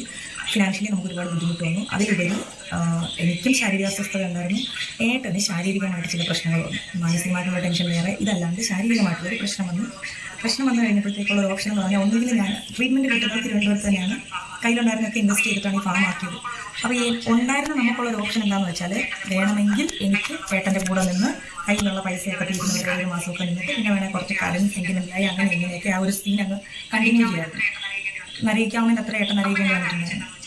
അപ്പം ഞാൻ ആലോചിച്ചെന്താണെന്ന് വെച്ചാൽ, എനിക്ക് ആര് പേടിക്കാനാണ്? എനിക്ക് എൻ്റെ വിദ്യാഭ്യാസം കഴിയുന്നു, എവിടെ പോയാലും എനിക്ക് ഇൻ്റർവ്യൂവിൽ ജോലി കിട്ടുന്നൊരു ആത്മവിശ്വാസം അതെനിക്കുണ്ട്. പിന്നെ നമ്മൾ മസിൽസ്, ആരോഗ്യമുണ്ട്, ഏത് പണി എടുക്കാം, അറിയാത്ത പണി പാടി. പുള്ളിയുടെ അഡിക്ഷൻ ഇല്ലേ തണ്ണി, ആ കാര്യമായിട്ടാണെന്ന് തോന്നി ചേച്ചി സംസാരിക്കുകയൊക്കെ ചെയ്യുന്നത്. ഇനി പ്രധാനപ്പെട്ട കുറച്ച് കാര്യം കൂടെ ഉണ്ട്, അതും കൂടെ വെക്കാം. ചെയ്യാന്നുള്ളൊരു വിശ്വാസമുള്ളത് എനിക്ക് കട്ട് ചെയ്ത് എടുക്കാൻ പറ്റുള്ളൂ. അപ്പോൾ അങ്ങനെ തലയിറങ്ങി വീണു, ഛർദ്ദിച്ചു. എന്നെ നല്ലപോലെ ഒരു ദിവസം ചവിട്ടി അങ്ങ് ശരിയാക്കി. ചവിട്ടി പിറ്റേന്ന് ചേർത്ത് വയറ്റിൽ മേത്തൊക്കെ കുറേ അങ്ങ് ചവിട്ടി. എന്നിട്ട് അപ്പോൾ എനിക്ക് മേൽ മൊത്തം ചതവും വേദനയൊക്കെ ആയി. എന്ത് ചെയ്തെന്ന് വെച്ചാൽ, ഞാൻ പിന്നെ വർക്ക് ചെയ്യണമല്ലോ, സ്കൂളിൽ പോകണമല്ലോ, ലീവ് എടുക്കാൻ പറ്റില്ലല്ലോ. അപ്പോൾ ആൾ എന്ത് ചെയ്തു, എനിക്ക് പെയിൻ കില്ലർ തന്നു, വേദന മാറാൻ വേണ്ടി. മാപ്പൊക്കെ പറഞ്ഞു, പെയിൻ കില്ലർ തന്നു. പിന്നീട് എന്ത് പറ്റി പറഞ്ഞാൽ, ഇതൊരു സ്ഥിര സംഭവം. ഉപദ്രവിക്കും, മാപ്പ് പറയും, പെയിൻ കില്ലർ തരും, ഞാനിത് കഴിക്കും. പിന്നീട് എന്ത് പറ്റി പറഞ്ഞാൽ, ഇതൊരു അഡിക്ഷൻ ആണോ എന്താണെന്ന് എനിക്ക് അറിഞ്ഞൂടാ. എനിക്ക് അതായത് എന്നും ശരീരവേദന, എന്നും ഈ പെയിൻ കില്ലർ തന്നെ, ഇത് തന്നെ സംഭവം. അങ്ങനെ ഇത് ഒരു 1-2 ദിവസമല്ല, വർഷങ്ങളോളമായിട്ട് ഇതിങ്ങനെ തുടരുകയാണ്. പിന്നെ നമുക്ക് ഒരു പെയിൻ കില്ലർ കഴിച്ചാൽ പറ്റാണ്ടായി, 2 പറ്റാണ്ടായി. അത് വല്ലാത്തൊരു സ്വഭാവം. പലർക്കും നോക്കുമ്പോൾ തോന്നും ഞാനാണ് പുള്ളിയെ ഉപേക്ഷിച്ചതെന്ന്. പക്ഷേ അങ്ങനെയല്ല, പുള്ളിയാണ് എന്നെ ഉപേക്ഷിച്ചത്. അതായത് പുള്ളിനെ പലതവണ ഡിയഡിക്ഷൻ സെന്ററിൽ കൊണ്ടുപോയി കഴിഞ്ഞ് ഏകദേശം ലാസ്റ്റ് സമയമായപ്പോഴത്തേക്ക്, ഞങ്ങൾ പിരിയുന്നത് 2023-ലാണ്. അതിന് കുറച്ച് നാൾ മുന്നേ ഞാൻ അറിയുന്നു ഇദ്ദേഹം എന്നിൽ നിന്നും വലിയൊരു കാര്യം മറച്ചു വെച്ചിരുന്നു എന്ന്. അതായത് എനിക്കത് എങ്ങനെ പറയണമെന്നല്ല, ഒരു പക്ഷേ ഞാനത് പറയുമ്പം വേറെ രീതിയിലെത്തുമോ, അതോ ഇതിനിടയ്ക്കുള്ള കുറേ കാര്യങ്ങൾ ഞാൻ മറച്ചു വെച്ചു. അപ്പോൾ നിങ്ങൾ വർഷങ്ങളായിട്ട് ഞാൻ പെയിൻ കില്ലറിന് ഒരു അടിമയായി എന്ന് തന്നെ പറയാം. എനിക്ക് ചെറിയ ചെറിയ കാര്യങ്ങൾക്ക് പോലും, അല്ലെ രാവിലെ എണീറ്റ് കഴിഞ്ഞ് കുറച്ച് കഴിയുമ്പോൾ എനിക്ക് ശരീരം മുഴുവൻ വേദന എടുക്കും. എനിക്ക് പെയിൻ കില്ലർ കഴിക്കാൻ ഇല്ലാണ്ട് പറ്റില്ല. എനിക്ക് ഏതെങ്കിലും പെയിൻ കില്ലർ കഴിക്കേണ്ടി വരും. അത് എങ്ങനെ എത്രയെന്നൊന്നും പറയാൻ പറ്റാത്ത അവസ്ഥയിൽ മാറിക്കൊണ്ടേയിരിക്കുകയാണ്. അതിനിടയ്ക്കാണ് ഇയാൾ പിന്നെയും മദ്യപാനം, ഞാൻ ഡിയഡിക്ഷൻ സെന്ററിൽ കൊണ്ടുവന്നു, ഞാൻ കൂടെ നിൽക്കുന്നു, തിരിച്ചു കൊണ്ടുവരുന്നു, ഇങ്ങനെയൊക്കെ വരുന്നു. യൂട്യൂബിൽ നിങ്ങൾ ഓർത്തോണം, ഇദ്ദേഹം വളരെ നല്ലൊരു വ്യക്തിയായിരുന്നെങ്കിൽ ഞാൻ എത്രയോ വീഡിയോ ഇട്ടു, എത്രയോ നാൾ ഇദ്ദേഹത്തിൻ്റെ കൂടെ ഉണ്ടായിരുന്നു. ഒരു വീഡിയോയിലെങ്കിലും പുള്ളിയുടെ മുഖം കാണിച്ചു. ഞാൻ തന്നെ ചോദിച്ചു തുടങ്ങി, എന്തുകൊണ്ട്. ഓക്കെ ഇവിടെ വിഷയം പെയിൻ കില്ലറാണ്. പെയിൻ കില്ലർ ചേച്ചി നിങ്ങൾ ഹോസ്പിറ്റലിൽ കാണിക്കുമായിരുന്നല്ലോ, അപ്പോൾ ഏത് ഡോക്ടറാണ് ഇത്രയും പെയിൻ കില്ലർ ഡെയിലി കഴിക്കാൻ വേണ്ടി എഴുതി തരുന്നത്? അതെനിക്ക് അറിയാൻ പറ്റാത്തതുകൊണ്ട് ഞാൻ ചോദിക്കുകയാണ്. ഇങ്ങനെ തന്നെ സ്ഥിരം നിങ്ങൾ കഴിച്ചുകൊണ്ടിരിക്കുകയാണെങ്കിൽ അത് ഏത് ട്രീറ്റ്മെന്റ് ആണ്? മീൻസ് ഏത് ഡോക്ടറിനെയാണ് നിങ്ങൾ കാണിച്ചുകൊണ്ടിരുന്നത്? ഇപ്പം പിന്നെ നിങ്ങളുടെ വീഡിയോയ്ക്കകത്ത് നിങ്ങൾ ഇന്നലെ ഒരു കാര്യം പറഞ്ഞിട്ടുണ്ടായിരുന്നു. ആദ്യം വയനാട്ടിലെ ഒരു സിസ്റ്റർ എന്ന് പറയുമ്പോൾ എന്തോ ഒരു പള്ളിയിലാന്ന് തോന്നുന്നു, അവിടെ കണ്ട് അടച്ചു പൂട്ടിയിട്ട് എങ്ങാണ്ട് നിങ്ങളെ ചികിത്സിക്കുമായിരുന്നു എന്നുള്ള രീതിയിലാണ്. അത്രമാത്രം അഡിക്റ്റ് ആയിട്ടുള്ള ആൾക്കാരെ മാത്രമേ അതവരെ ചെയ്യത്തുള്ളൂ. പറഞ്ഞാൽ മനസ്സിലായോ? ഞാൻ അതിനെക്കുറിച്ച് ഇനി സംസാരിച്ച് വരുമ്പോൾ ഇനി അത് വേറെ തരത്തിലൊക്കെ പോകും. ആൾക്കാർ വേറെ രീതിയിലൊക്കെ ഇനി ഡാനി അങ്ങനെ പറഞ്ഞു, മറ്റേ പറഞ്ഞു, മറിച്ചത് പറഞ്ഞു എന്നൊക്കെ പറയും. അതിലോട്ട് ഞാൻ സംസാരിക്കൊന്നുമില്ല. ഒരാളും ഇങ്ങനെ പെയിൻ കില്ലർ കൊടുക്കൂല. പറഞ്ഞു മനസ്സിലായോ? ഇപ്പം ഉറക്കഗുളിക ഒട്ടും കൊടുക്കത്തില്ല, അത് വേറെ കാര്യങ്ങളൊക്കെ തന്നെ. എനിക്കിപ്പം ഈ പറയുന്ന ഇപ്പോൾ വയ്യാതിരിക്കുക ആ സമയത്ത് തന്നെ ഡോക്ടർ കാണും, എനിക്ക് തന്നെ ഉറക്കഗുളികയും കാര്യം, അതും ഡോക്ടറിൻ്റെ സമ്മതത്തോടെ വേണം. അതുപോലെ തന്നെ ഈ പറയുന്ന പെയിൻ കില്ലറിൻ്റെ കാര്യങ്ങൾ ചുമ്മാ ഒന്നും അങ്ങനെ കൊടുക്കാനൊന്നും പറ്റത്തൊന്നുമില്ല. ഇത് വേറെ രീതിയിൽ പോകുന്ന കാര്യങ്ങളൊക്കെയാണ് ചേച്ചി സംസാരിക്കുകയൊക്കെ ചെയ്യുന്നത്. ഓക്കെ, പിന്നെ ചേച്ചിയുടെ വീഡിയോയിൽ പറഞ്ഞിട്ടുമുണ്ട് അദ്ദേഹം എന്നെ ദ്രോഹിച്ചു, അപ്പം അതിൻ്റെ പെയിൻ മാറാൻ വേണ്ടി അദ്ദേഹം തന്നെ നമ്മളെ സ്നേഹിക്കുന്ന വ്യക്തിയല്ലേ തരുമ്പോൾ നമ്മളത് കഴിച്ചു, പിന്നെ അത് അഡിക്റ്റ് ആയിപ്പോയി എന്നുള്ള രീതിയിലാണ് കാര്യമൊക്കെ പറയുന്നത്. ഓക്കെ, എന്തായാലും എവിടെയോ എന്തൊക്കെയോ തകരാറ് പോലൊക്കെ ഉണ്ട്. ഞാൻ പറയാം ഓക്കെ, അങ്ങനെ ഒരു സിറ്റുവേഷൻ ഉണ്ടായിരിക്കാം, പക്ഷേ ഈ മരുന്നിൻ്റെയും കാര്യങ്ങളൊന്നും അത്ര നിസ്സാര കാര്യങ്ങളൊന്നും അല്ല. ഇതൊക്കെ ഇങ്ങനെ ഒന്നും പറയുകയൊന്നും ചെയ്യല്ലേ ദേവി. ഇത് സത്യം പറഞ്ഞ ഒരുപാട് കാര്യങ്ങൾ എനിക്ക് സംസാരിക്കാനും ചോദിക്കാനും ഉണ്ട്. എനിക്ക് ഈ ഒരു കുറച്ച് കാര്യത്തിലോടൊക്കെ ഞാൻ സംസാരിച്ചങ്ങ് പോകുന്നേ ഉള്ളൂ. പ്രത്യേകിച്ച് ആ കല്യാണത്തിന്റെ കാര്യങ്ങളൊക്കെ ഞാൻ ഇതിനു മുമ്പ് കുറച്ച് ഒരു 5 മിനിറ്റ് മുമ്പ് കുറച്ച് കാര്യങ്ങളൊക്കെ പറഞ്ഞില്ലേ, അതുപോലുള്ള കാര്യങ്ങളൊക്കെ ആൾക്കാർ കൺഫ്യൂഷൻ ആക്കുന്നുണ്ടായിരുന്നു. എന്തുകൊണ്ട് പറ്റുന്നില്ല, നിങ്ങൾക്ക് വീഡിയോ വരാൻ പറ്റുന്നില്ല എന്ന് ഞാൻ ഇങ്ങനെ ചോദിച്ചുകൊണ്ടേയിരിക്കുന്നുണ്ടായിരുന്നു. നിങ്ങൾ എന്നോട് ചോദിക്കുന്ന പോലെ ഞാൻ കാരണം എന്തെങ്കിലും ഒരു കാര്യമില്ല അങ്ങനെ ഒരു വ്യക്തി വരാതിരിക്കുമോ? അത്രയ്ക്കും ഇപ്പം എന്താണ് തന്റെ അത്ര ബ്യൂട്ടി കോൺഷ്യസ് ആണ്, ഇപ്പം ഞാൻ ഈ കൊള്ളാനിട്ടാണോ ചേരാനിട്ടാണോ അങ്ങനെ വല്ല സംശയം ഉള്ള വ്യക്തിയാണോ എന്നൊക്കെ ഇങ്ങനെ പല ഡൗട്ട് എനിക്കുണ്ടായിരുന്നു. പക്ഷേ പിന്നീട് ഞാൻ ഫോൺ ചെക്ക് ചെയ്യലോ അങ്ങനത്തെ പരിപാടി ഒന്നും ചെയ്യുന്ന ഒരു വ്യക്തിയല്ല. പക്ഷെ ഒരു ദിവസം അപ്രതീക്ഷിതമായിട്ട് പുറത്തു പോകുന്നു. ഈ നരകിച്ച് ജീവിക്കുന്നതിൽ നല്ലത് എവരെന്നെ കൊല്ലുന്നതാണ്. ഞാൻ പറഞ്ഞിട്ട് എന്നെ ഉപദ്രവിച്ചിട്ട് എനിക്ക് മരുന്നായിട്ട് തന്ന ഗുളികകൾ, അതാണ് ഞാൻ പറഞ്ഞത്, വേദന സംഹാരി, വേദന മാറ്റാൻ വേണ്ടി നമ്മൾ സ്നേഹിക്കുന്ന വ്യക്തി തന്നു, നമ്മൾ കഴിച്ചു, അത് അങ്ങ് ശരീരത്തിൽ അഡിക്ഷൻ പോലെ ആയി. അപ്പോൾ ഈ ഒരു 2 വർഷം എന്നെ കൊണ്ട് എനിക്ക് എന്ത് ചെയ്യാൻ അറിയത്തില്ല. 2 തവണ ഒരു ആശുപത്രി പോയി, പറ്റിയില്ല, എന്നെ കൊണ്ട് നിർത്താൻ പറ്റിയില്ലായിരുന്നു. ഇപ്പോൾ ഈ ഒരു കഴിഞ്ഞ കുറേ ദിവസം ഒരു ആശുപത്രിയിൽ സത്യം പറഞ്ഞാൽ ജയിലിൽ കിടക്കുന്ന പോലെ. എനിക്ക് നല്ല രീതിയിൽ മോട്ടിവേറ്റ് ചെയ്യാൻ അറിയാം. പറഞ്ഞാൽ മനസ്സിലായോ? പെൺകുട്ടികൾക്ക് നല്ല രീതിയിൽ മോട്ടിവേഷൻ ആയിട്ടുള്ള രീതി ചേച്ചി അത് കാര്യങ്ങളൊക്കെ കൊടുക്കുന്നുണ്ട്. ഓക്കെ, ഞാൻ അതിനെക്കുറിച്ച് പറയുമ്പോൾ ചിലപ്പോൾ വേറെ രീതിയിലോട്ട് കാര്യങ്ങളൊക്കെ പോകും, വേറെ രീതിയിലോട്ടങ്ങ് പോകും. അതുകൊണ്ടാണ് ഞാനൊന്നും പറയാത്തത്. ഓക്കെ, അപ്പോൾ ചേച്ചി സത്യത്തിൽ എവിടെയാണ് കിടന്നത്? എവിടെയാണ് കിടന്നത്? അതൊരു ചോദ്യം തന്നെ കേട്ടോ. അതപ്പോൾ അത്രമാത്രം അഡിക്റ്റ് വരാൻ എന്താ കാര്യം? ഓക്കെ, അതൊന്നും ഞാൻ തിരക്കുന്നില്ല. എനിക്ക് കുറച്ച് കാര്യങ്ങൾ പറയണമെന്നുണ്ടായിരുന്നു, അത് ഞാൻ പറഞ്ഞു കഴിഞ്ഞിട്ടുണ്ട്. ഓക്കെ, ഞാനിപ്പോൾ ഇത് ചെയ്തു വന്ന അവസാനം ഒരു തട്ടിക്കൂട്ടിലാണ് ഇത് നിർത്തിവെച്ചത്. പറയാൻ എനിക്ക് ഒരുപാട് കാര്യങ്ങളുണ്ടായിരുന്നു. ഞാൻ ഇനി അത് പറഞ്ഞൊരു ഇതാവുന്നില്ല. ഇതെന്തായാലും കണ്ട കുറേ മലയാളികൾക്ക് വിവരമുള്ളവർക്ക് അത് മനസ്സിലായി കാണും, അതെനിക്ക് മാത്രം മതി. പിന്നെ ഒരു കാര്യം എനിക്ക് എടുത്ത് പറയാനുണ്ട്, വെറുതെ ഈ പഴയ കാര്യങ്ങളൊക്കെ ആണെന്നും പറഞ്ഞിട്ട് ഹസ്ബൻഡ് എക്സ് അത് ഇതെന്നൊക്കെ പറഞ്ഞിട്ട് വന്നിട്ട് ഒരു കാര്യമില്ല. നിങ്ങളുടെ ഹസ്ബൻഡ് ഉണ്ടല്ലോ കുഞ്ഞുവാവ, അദ്ദേഹമായിട്ട് എങ്ങനെ പോകുന്നു, അത് നല്ല അടിച്ചു പൊളിച്ചു പോവുകയൊക്കെ ചെയ്യുക. പിന്നെ അദ്ദേഹത്തിൻ്റെ കയ്യെ പിടിക്കുന്ന കാലെ പിടിക്കുന്നതിൻ്റെയൊക്കെ ആരാണ്ട് വന്നിട്ട് മോശമായിട്ട് സംസാരം, അതാരാണ്? അങ്ങനെ വിവരം കെട്ടവരാരെങ്കിലും ഉണ്ടോ? നിങ്ങൾ നിങ്ങളുടെ റൊമാൻറ്റിക്കോ നിങ്ങളുടെ ഒക്കെ എൻജോയ് ചെയ്യുക, അതൊക്കെ ഒരു വിഷയമായിട്ടുള്ള കാര്യമില്ല. ഇപ്പോഴത്തെ കാര്യങ്ങളൊക്കെ പഴയ കാര്യങ്ങളൊക്കെ വരുമ്പോഴാണ് കൺഫ്യൂഷനും കാര്യങ്ങളും അടിക്കുകയൊക്കെ ചെയ്യുന്നത്. അന്നൊരു വട്ടം ഒരു കഥ പറയുന്നു, ഇന്നൊരു കഥ പറയുന്നു, ഓരോ വട്ടം ഓരോ കഥകൾ പറയുമ്പം നിങ്ങൾ തന്നെയാണ് അവിടെ മോശമായിക്കൊണ്ടിരിക്കുന്നത്. ഓക്കെ, എന്തായാലും ഇവരുടെ സബ്സ്ക്രൈബേഴ്സ് ഒരു പറഞ്ഞതിൻ്റെ ഇനി ബാക്കി കുറച്ച് ചോയ്സും കാര്യങ്ങളൊക്കെ ഉണ്ട്, അത് ഞാൻ മൊത്തമായിട്ട് അങ്ങ് വെച്ചുതരാം. അതിൻ്റെ സൈഡിൽ ഇരിക്കാനോ എക്സ്പ്ലെയിൻ ചെയ്യാനോ ഒന്നും ഞാൻ വരുന്നില്ല. കേട്ട് നോക്കുക, എന്നിട്ട് നിങ്ങളുടെ അഭിപ്രായങ്ങളൊക്കെ പറയുക. ഓക്കെ ഗൈസ്, അപ്പം എന്താ പറയണ്ടേ, ചേച്ചി ഇത് കാണുവാണെങ്കിൽ ചേച്ചിക്ക് എൻ്റെ പേരിൽ എന്തെങ്കിലും കൊടുക്കാൻ തോന്നുകയാണെങ്കിൽ കൊടുക്കാം, അതൊക്കെ ചേച്ചിയുടെ ഇഷ്ടവും കാര്യങ്ങളും ഒക്കെ. ഇതിപ്പോൾ ഞാനിത് പറയാനുള്ള എന്തായാലും ഞാൻ വിളിക്കുന്നുണ്ട്, ചേച്ചിയെ സംസാരിക്കുന്നുണ്ട്. എന്തായാലും എനിക്കിതിനെക്കുറിച്ചൊന്ന് പറയണം, കുറച്ച് കാര്യങ്ങളൊക്കെ സംസാരിക്കാൻ ചോദിക്കാം, എങ്ങനെയാണെന്ന് വെച്ചാൽ. ഓക്കെ, ഇത് എൻ്റെ ഒരു ലാസ്റ്റ് ഒരു വീഡിയോ ഒന്ന് കൂട്ടിയാൽ മതി ഈ ഒരു വിഷയത്തിലാണ്. മനുഷ്യ ഒന്ന് അലിഞ്ഞ് സംസാരിച്ചാൽ വീഴുന്നൊരു കേസ് കേട്ടാട്ടെ. എൻ്റെ ഒരു കാര്യം പറഞ്ഞാൽ ഞാൻ പെട്ടെന്ന് ഇതാവും, ഉള്ള കാര്യം തുറന്ന് പറയാം, ഒരാളെ വിഷമം കേട്ടാലോ.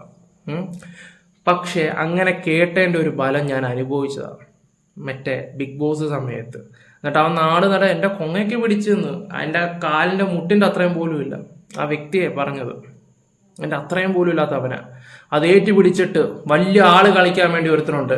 ഞാൻ പറയാലോ, യൂട്യൂബിൽ തന്നെ ഇതുപോലൊരു നമ്പർ 1 കുത്തിത്തിരിപ്പ്, ഒരു ഊടായിപ്പ്, കീഴിൽ കൂടെ പണി വരുന്ന ഒരുത്തൻ എൻ്റെ ജീവിതത്തിൽ ഞാൻ കണ്ടിട്ടില്ല. എഴുതി ഒപ്പിട്ട് തരാം. അവനെയൊക്കെ വന്നിട്ട് അവനോടൊന്നും പറയാതിരുന്നാൽ മാത്രം മതി ചേച്ചി, സേഫാണ്. നിങ്ങളുടെ കാര്യം നോക്കി മാത്രം പോയാൽ മതി. ഓക്കെ, അപ്പോൾ നമ്മുടെ വീഡിയോസ് ഇഷ്ടപ്പെട്ടുണ്ടെങ്കിൽ ലൈക്ക് ഷെയർ സബ് ഒക്കെ ചെയ്യുക. പോയി വോയിസ് കേൾക്കുക.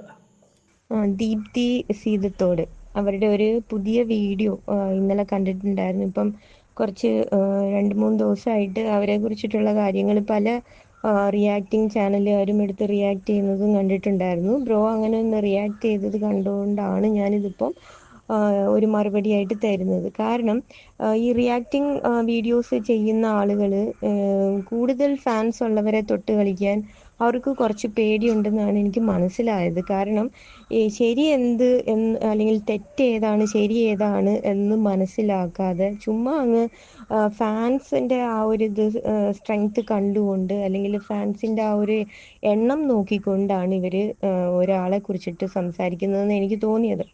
ഇവരുടെ ഇന്നലത്തെ ഒരു വീഡിയോയിൽ ഇവർ ഒരു നെഗറ്റീവ് കമൻ്റ് എടുത്ത് പിൻ ചെയ്തിട്ടിട്ടുണ്ടായിരുന്നു. അപ്പോൾ ആ നെഗറ്റീവ് കമൻറ്റ് കുറച്ച് കഴിഞ്ഞപ്പോൾ ഒരു രാത്രിയൊക്കെ ആയപ്പോൾ കാണുന്നും ഉണ്ടായിരുന്നില്ല. അതിൻ്റെ താഴെ ഇവർ വിചാരിച്ചത് ഈ നെഗറ്റീവ് കമൻ്റ് എടുത്ത് പിൻ ചെയ്യുമ്പോൾ ആളുകൾ മൊത്തം വന്ന് ഇവരെ പോസിറ്റീവ് പറഞ്ഞ് ആ നെഗറ്റീവ് കമൻ്റ് ഇട്ട ആളിനെ എടുത്ത് അടിച്ചൊതുക്കും എന്ന് ഇവർ വിചാരിച്ചിട്ട് ചെയ്ത ഒരു പണിയാണ്. പക്ഷേ അതിൻ്റെ താഴെ വന്ന കമൻസ് കംപ്ലീറ്റ് നെഗറ്റീവ് ആയിരുന്നു. ഇവരുടെ അന്തം ഫാൻസിനെക്കാട്ടിൽ കൂടുതലും നെഗറ്റീവ് കമൻസ് കൊണ്ട് നിറഞ്ഞു അതിനകത്ത്. അപ്പം എന്ത് ചെയ്തു, ഇവരതെടുത്ത് അങ്ങോട്ട് കളഞ്ഞു. പിന്നെ ഈ നെഗറ്റീവ് ഇടുന്ന ആളുകളെ പിടിച്ച് ഇവർ ബ്ലോക്ക് ചെയ്ത് വെക്കുന്നതുകൊണ്ട് വീണ്ടും അവർക്ക് വന്ന് പറയാനുള്ളത് പറയാൻ പറ്റത്തുമില്ല. അതിപ്പോൾ ആരാണേലും നെഗറ്റീവ് കമൻറ്റ് ഇട്ടാൽ ചിലപ്പോൾ ബ്ലോക്ക് ചെയ്തെന്നിരിക്കും. പക്ഷേ നമ്മുടെ ഭാഗത്തു നിന്നും ഒരു തെറ്റുണ്ട് എന്നുണ്ടെങ്കിൽ ഒന്നെങ്കിൽ അത്രയും നമുക്ക് ഒരു കോൺഫിഡൻസ് ഇല്ല എന്നുണ്ടെങ്കിൽ, ഇതൊന്നും ഫേസ് ചെയ്യാനുള്ള ഒരു കരുത്തില്ല എന്നുണ്ടെങ്കിൽ കമൻറ്റ് ബോക്സ് അങ്ങോട്ട് ഓഫാക്കി വെക്കുക. അല്ലാതെ ചുമ്മാ ഇങ്ങനെ വന്നിട്ട് സ്വയം ഞാൻ എന്തോ ആണ് എന്നുള്ള ഒരു ഇമേജ് ഉണ്ടാക്കിയിട്ട് ബാക്കിയുള്ളവരെ തെറ്റിദ്ധരിപ്പിക്കരുത്. ഒന്നാമത് ഇപ്പം നമുക്കറിയാം സോഷ്യൽ മീഡിയയിൽ ഒരുപാട് പേര് എന്താ പറയേണ്ടത്, പല രീതിയിലുള്ള വീഡിയോസ് ചെയ്യുന്ന ആളുകളുണ്ട്. പക്ഷേ ഇവരെ ഇത്രയും പറയുന്ന എന്തിനാ എന്തിനാ എന്ന് പലരും ചോദിക്കുന്നുമുണ്ട് കമൻസിൽ. നമ്മളിപ്പം നോക്കുമ്പോൾ എന്തിനാ നിങ്ങൾ ഈ ദീപ്തി ടീച്ചറിൻ്റെ പുറകെ നടന്ന് ഇങ്ങനെ പറയുന്നത് അങ്ങനെ പറയുന്നതെന്ന് പലരോടും ചോദിക്കുന്ന കമൻസ് ഞാൻ കണ്ടു. ഇവരെ എന്തുകൊണ്ട് അങ്ങനെ പറയുന്നു എന്ന് വെച്ചാൽ, നമുക്കറിയാം ട്രൈബ്സിന് വേണ്ടിയിട്ട് അല്ലെങ്കിൽ കാട്ടിലെ ജനങ്ങൾക്ക് വേണ്ടിയിട്ട് ഇവർ കുറേ ചാരിറ്റി പ്രവർത്തനങ്ങളൊക്കെ നടത്തിയ ഒരു ലേഡിയാണ്. കൂടുതലും ഇവർക്ക് ഇത്രയും സബ്സ്ക്രൈബേഴ്സ് അല്ലെങ്കിൽ ഇത്രയും ഒരു ഫാൻ സപ്പോർട്ട് കിട്ടാനുള്ള ഒരു കാരണവും അത് തന്നെയല്ലേ. അല്ലാതെ നിങ്ങളൊന്ന് ആലോചിച്ച് നോക്കുക, സാധാരണ ഒരു ഫാമിലി വ്ളോഗറിനെ പോലെ ഇവർ ആയിരുന്നെങ്കിൽ, അല്ലെങ്കിൽ സാധാരണ രീതിയിൽ ഒരു ഫാമിലി വ്ളോഗർ ആയിട്ടാണെന്നുണ്ടെങ്കിൽ ഒരിക്കലും ഇത്രയും സപ്പോർട്ട് ഇവർക്ക് കിട്ടത്തില്ല. ഇവരുടെ വീഡിയോസ് എടുത്ത് നോക്കിയാൽ എന്ത് കണ്ടന്റാണ് അതിനകത്തുള്ളത്. ഇവർ കുറേ നേരം എന്തെങ്കിലുമൊക്കെ പറയും, പിന്നെ ബാക്കി സമയം മൊത്തം അതിൽ കൂടെ പോകുന്ന ആളുകളോടും അല്ലെങ്കിൽ അതിൽ ഓടിക്കളിക്കുന്ന ഏതെങ്കിലും കുട്ടികളോടും അല്ലെങ്കിൽ പട്ടികളോടും പൂച്ചകളോടും ഒക്കെ സംസാരിച്ച് ഇങ്ങനെ ഇരുന്ന് ഓഡിയൻസിൻ്റെ അല്ലെങ്കിൽ നമ്മളുടെ സമയത്തിനൊരു വില കൽപ്പിക്കാതെയാണ് അവരുടെ ഓരോ വീഡിയോയും ഉള്ളത്. പക്ഷെ ആദ്യത്തെ ആ വീഡിയോസിലൊന്നും നമ്മൾ അങ്ങനെ കണ്ടിട്ടുണ്ടായിരുന്നില്ല. അതുകൊണ്ട് തന്നെ എനിക്ക് ഇവരുടെ വീഡിയോസ് ആദ്യമൊക്കെ ഞാൻ സ്ഥിരമായിട്ട് കാണുന്ന ഒരാളായിരുന്നു. പക്ഷെ പിന്നെ പിന്നെ ആദ്യത്തെ വീഡിയോയിലൊക്കെ ഇവർ പറയുമായിരുന്നു എന്തുകൊണ്ടാണ് ഇവർ കല്യാണം കഴിച്ച ഒരാളാണെന്ന് പോലും ആദ്യമൊന്നും ആർക്കും അറിയത്തില്ലായിരുന്നു. പിന്നെ പിന്നെ ആളുകൾ ഓരോന്ന് ചോദിച്ചപ്പോൾ ഇവർ പറഞ്ഞിട്ടുണ്ടായിരുന്നു മാരീഡാണ്, ഹസ്ബൻഡിന് വീഡിയോയിൽ വരാൻ താല്പര്യമില്ല, ഹസ്ബൻഡിനോ അവരുടെ വീട്ടുകാർക്കോ അങ്ങനെ പബ്ലിക്കിൻ്റെ മുന്നിൽ വരുന്നത് ഇഷ്ടമില്ല, ഞാൻ ഒരിക്കലും ഫോഴ്സ് ചെയ്യില്ല, പിന്നെ എന്നെ സ്നേഹത്തോടെ എൻ്റെ അടുത്ത് ഈ ചാനൽ നിർത്താൻ പറഞ്ഞാൽ ഞാൻ നിർത്തും, അല്ലാതെ ആര് ഇനി വാശി പിടിച്ച് നിർത്താൻ പറഞ്ഞാലും ഞാൻ നിർത്തത്തില്ല, സ്നേഹത്തിൻ്റെ ഇതിൽ മാത്രമേ ഞാൻ വീഴത്തുള്ളൂ, അങ്ങനെയൊക്കെ ഇവർ കുറേ പറഞ്ഞിട്ടുണ്ടായിരുന്നു. പിന്നെ എന്ത് പറഞ്ഞാലും പറയും ഏട്ടൻ ഏട്ടൻ ഏട്ടൻ. ഒരു 100 പ്രാവശ്യം ഏട്ടനെ കുറിച്ചിട്ട് അവരൊരു ഇമേജ് ഉണ്ടാക്കിയെടുത്തിട്ടുണ്ടായിരുന്നു. ഏട്ടൻ വളരെ നല്ലൊരു വ്യക്തിയാണ് എന്നുള്ളൊരു ഇമേജ് ഇവർ ക്രിയേറ്റ് ചെയ്ത് എടുത്തിട്ടുണ്ടായിരുന്നു ഓഡിയൻസിൻ്റെ ഇടയിൽ. കാരണം ഏട്ടൻ്റെ ആ ഒരു ഇംഗ്ലീഷ് ലാംഗ്വേജിനെ കുറിച്ചിട്ട് ഇവർ ഭയങ്കരമായിട്ട് വാചാലിയായി സംസാരിച്ചിട്ടുണ്ട്. പിന്നെ ഇവരൊരു ചിത്രം വരച്ചിരിക്കുന്നത് ഇവരുടെ ഹോം ടൂർ കാണിച്ച വീഡിയോയിലാണെന്ന് തോന്നുന്നു.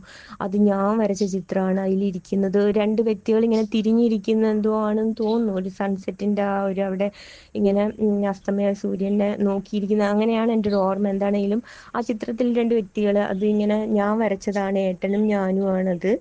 ഇത് ഞാൻ സ്കൂൾ എക്സിബിഷന് വേണ്ടിയിട്ട് വെച്ചതാണ്. എന്തോ അതും ഒരു ചാരിറ്റി പ്രവർത്തനം പോലെ എന്തോ സ്കൂളിൽ എന്തോ ഇവർ നോർത്തിലായിരുന്ന സമയത്ത് എന്തോ എക്സിബിഷൻ നടന്നു.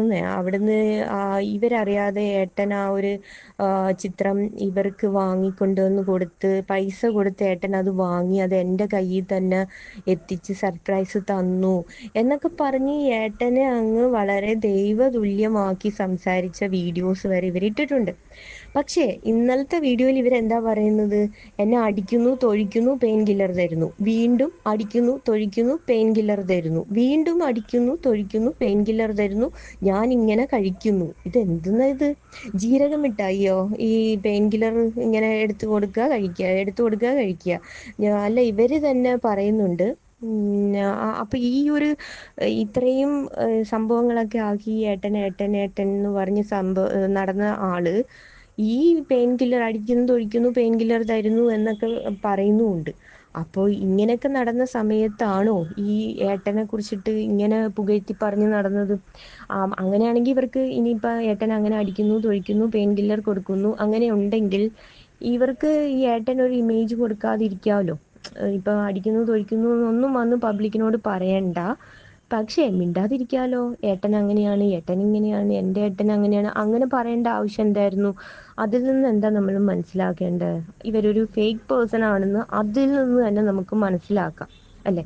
പിന്നെ ബാക്കി അങ്ങോട്ട് ഇവരെന്ത് പറഞ്ഞാലും വിശ്വസിക്കാൻ പറ്റുമെന്ന് എനിക്ക് തോന്നുന്നില്ല. ഇനിയിപ്പം ബാക്കിയുള്ള ഫാൻസിന് ചിലപ്പോൾ തോന്നിയേക്കും.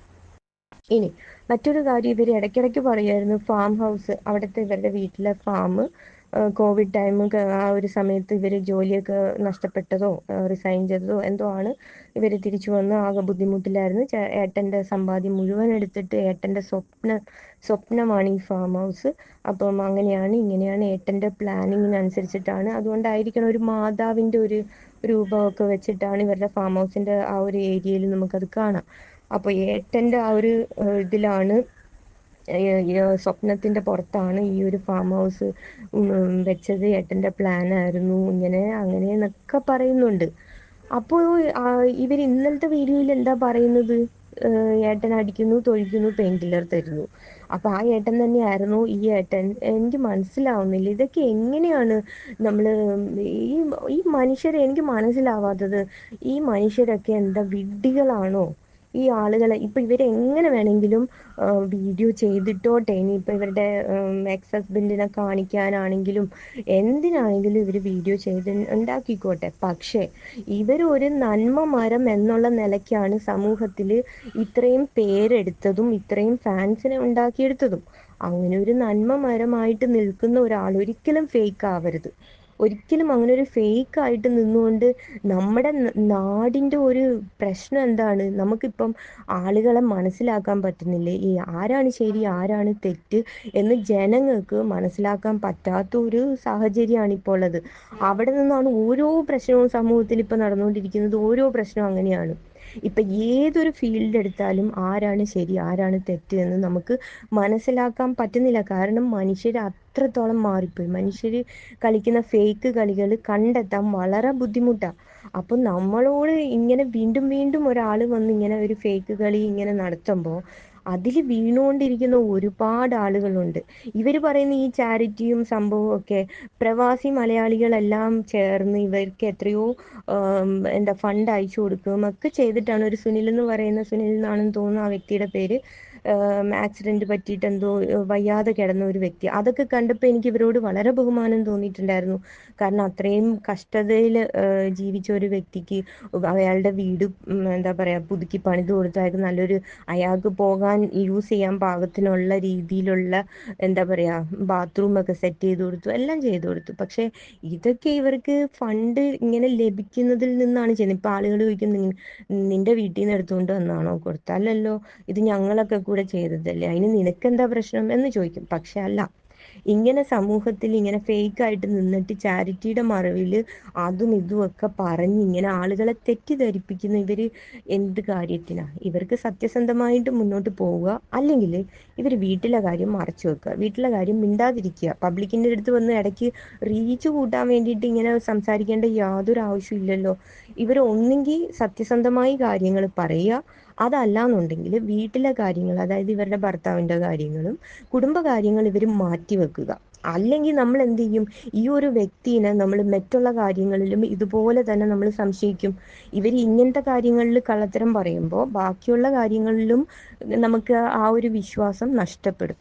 അപ്പോൾ ഇവർ തന്നെ പറയുന്നുണ്ട്, കാട്ടിലെ ജനങ്ങൾ ഇപ്പോൾ അങ്ങോട്ടേക്ക് അടുപ്പിക്കാറില്ല, കയറ്റാറില്ല, അങ്ങനെയാണ് ഇങ്ങനെയാണ്. ഇവർ ഇടയ്ക്ക് വന്നിട്ട് ഒരു എന്താ പറയുക, പ്രായം കുറഞ്ഞ ഒരു കുട്ടി, അവരുടെ കൂട്ടത്തിലുള്ള പ്രായം കുറഞ്ഞ കുട്ടി പ്രഗ്നൻ്റ് ആയതിനെ കുറിച്ചിട്ടും ഒക്കെ ഒരു പ്രശ്നം പറഞ്ഞിട്ടുണ്ടായിരുന്നു.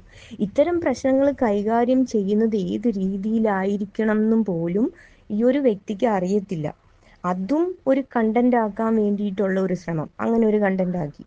പിന്നെ ഒരു കുട്ടീനെ കൊണ്ടുവന്ന് അതൊരു കണ്ടന്റ് ആക്കി.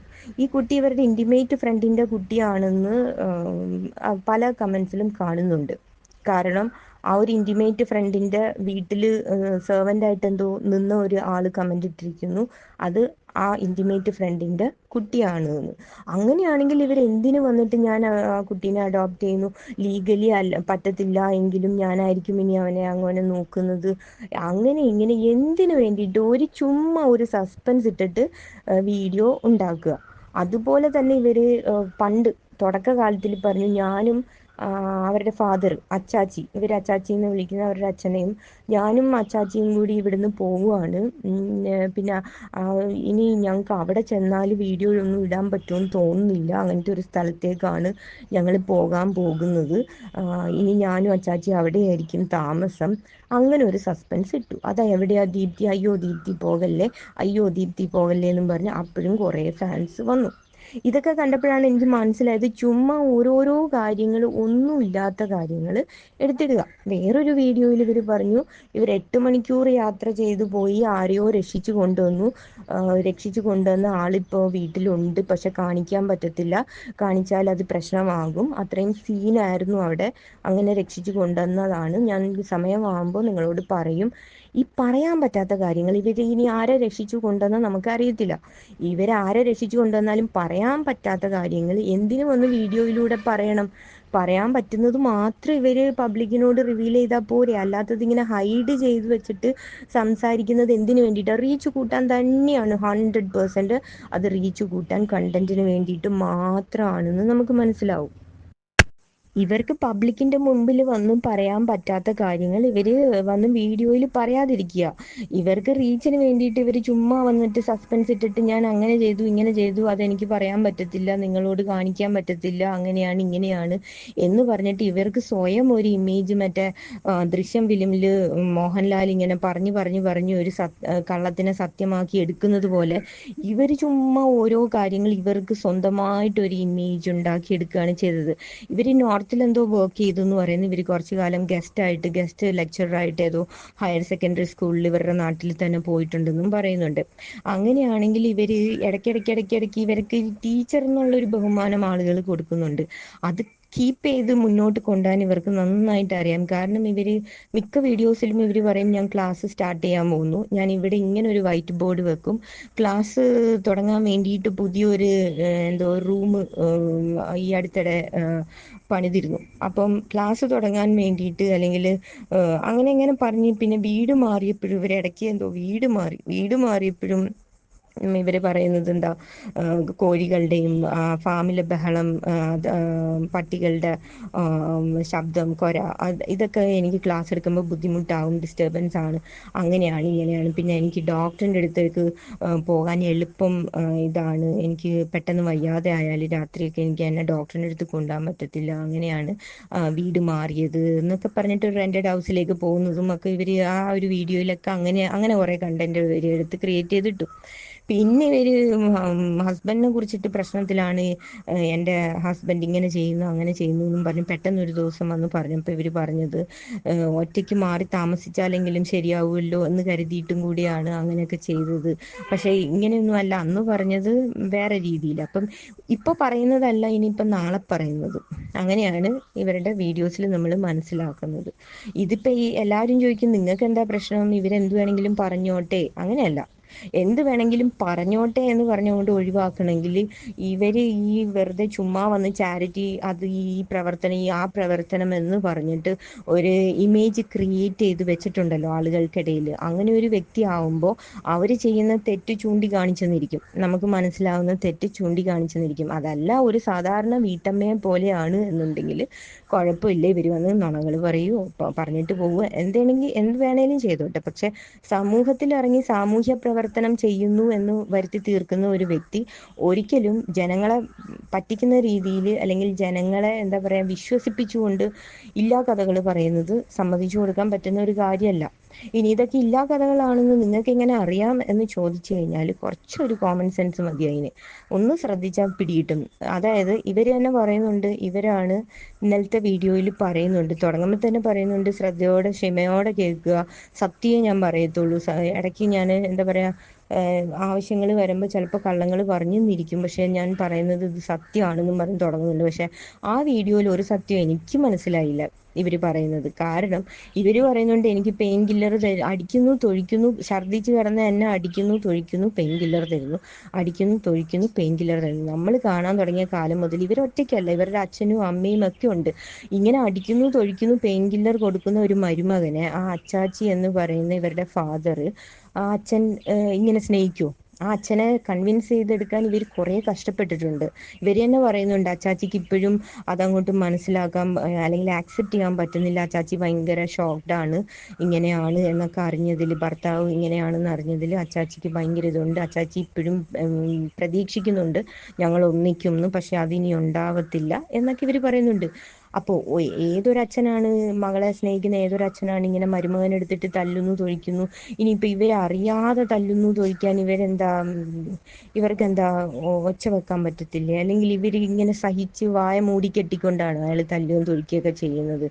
ഇത് എനിക്കൊന്നും മനസ്സിലാവുന്നില്ല. നമ്മൾ കാണാൻ തുടങ്ങിയ കാലം മുതൽ ഇവരൊരു കൂട്ടുകുടുംബം പോലെയാണ് ജീവിക്കുന്നത്. ആ ഒരു സ്ഥലത്തായിരുന്നു ഇവരുടെ ഹസ്ബൻഡ് ഇവരുടെ ഒപ്പം ഉണ്ടായിരുന്നത്. അങ്ങനെ ഒരാൾ ഇവരെ അവിടെ ഇട്ട് അടിക്കുന്നു തൊഴിക്കുന്നു. ഇനിയിപ്പം നോർത്തിൽ വെച്ചിട്ട് ഇവർ ഒന്നിച്ചായിരുന്നപ്പോൾ ആണ് അടിക്കുന്നു തൊഴിക്കുന്നു എങ്കിൽ ഇവർ ഈ ആദ്യകാലത്തെ വീഡിയോകളിലൊക്കെ പറയുന്നുണ്ടായിരുന്നല്ലോ ഏട്ടൻ അങ്ങനെയാണ്, ഏട്ടൻ ഇങ്ങനെയാണ്, ഏട്ടൻ സംഭവമാണ് എന്ന്. എന്നാൽ പിന്നെ ഇവർക്ക് മിണ്ടാതിരുന്നാൽ പോരെ? ഏട്ടനെ കുറിച്ച് ഇങ്ങനെ വന്നിട്ട് ഇമേജ് ഉണ്ടാക്കിയെടുക്കാൻ ശ്രമിക്കണോ? അപ്പൊ അവിടെ നിന്ന് എന്താ മനസ്സിലാക്കേണ്ടത്? ഇവര് പറയുന്നത് എങ്ങനെയാ നമ്മൾ വിശ്വസിക്കേണ്ടത്? ഇപ്പം ഭർത്താവ് കൊള്ളത്തില്ല എന്ന് എല്ലാവരും വിളിച്ചു പറഞ്ഞുകൊണ്ട് നടക്കണം എന്നില്ല, നടക്കത്തുമില്ല. പക്ഷെ മിണ്ടാതിരിക്കാമല്ലോ ഇവർക്ക്. ഭർത്താവിനെ കുറിച്ചിട്ട് ഇവർക്ക് ഇങ്ങനെ ഒരു ഇമേജ് ഉണ്ടാക്കിയെടുക്കാനുള്ള ഒരു ശ്രമം, ആ ഒരു ശ്രമം എന്തിനാ? അത് തന്നെ ഓരോ കാര്യത്തിലും ഇവർക്ക് ആ ഒരു ശ്രമം ഉണ്ട്. അത് ഇവര് ഒരു 90% വിജയിക്കുകയും ചെയ്തു. ബാക്കി 10% ആളുകളെ ഇവർക്ക് കയ്യിലെടുക്കാൻ പറ്റാത്തത് കാരണം അവർക്ക് ചിന്തിക്കാനുള്ള കഴിവുള്ളത് കൊണ്ട് തന്നെയാണ്. ബാക്കിയുള്ളവർ ഇവർ പറയുന്നത് അങ്ങോട്ട് കേട്ട് വിശ്വസിച്ച് കമന്റ് ബോക്സ് നോക്കാൻ പറ്റത്തില്ല. തേൻ ഒലിപ്പിക്കുന്ന കമന്റ്സ് ആണ്. മോളെ മോളെ അങ്ങനെ ചെയ്യല്ലേ, മോളെ ഇങ്ങനെ ചെയ്യല്ലേ. ഇത്രയും വിഡ്ഢികളായ ജനങ്ങളാണല്ലോ ഈ കേരളത്തിലുള്ളതെന്ന് ഓർക്കുമ്പോൾ നല്ല വിഷമമുണ്ട്. ഇവർക്കൊക്കെ ഇനി ഏത് കാലത്താണ് വെളിവുണ്ടാവുക? ഇവരൊക്കെ എങ്ങനെയാണ് തെറ്റും ശരിയും തിരിച്ചറിയുന്നത്? ഇവരുടെ ലൈഫിൽ ഇവരെ ആരൊക്കെ ചതിക്കുഴിയിൽ പെടുത്താൻ പറ്റും? എന്ത് പറഞ്ഞാലും വിശ്വസിക്കുന്ന ജനങ്ങള്.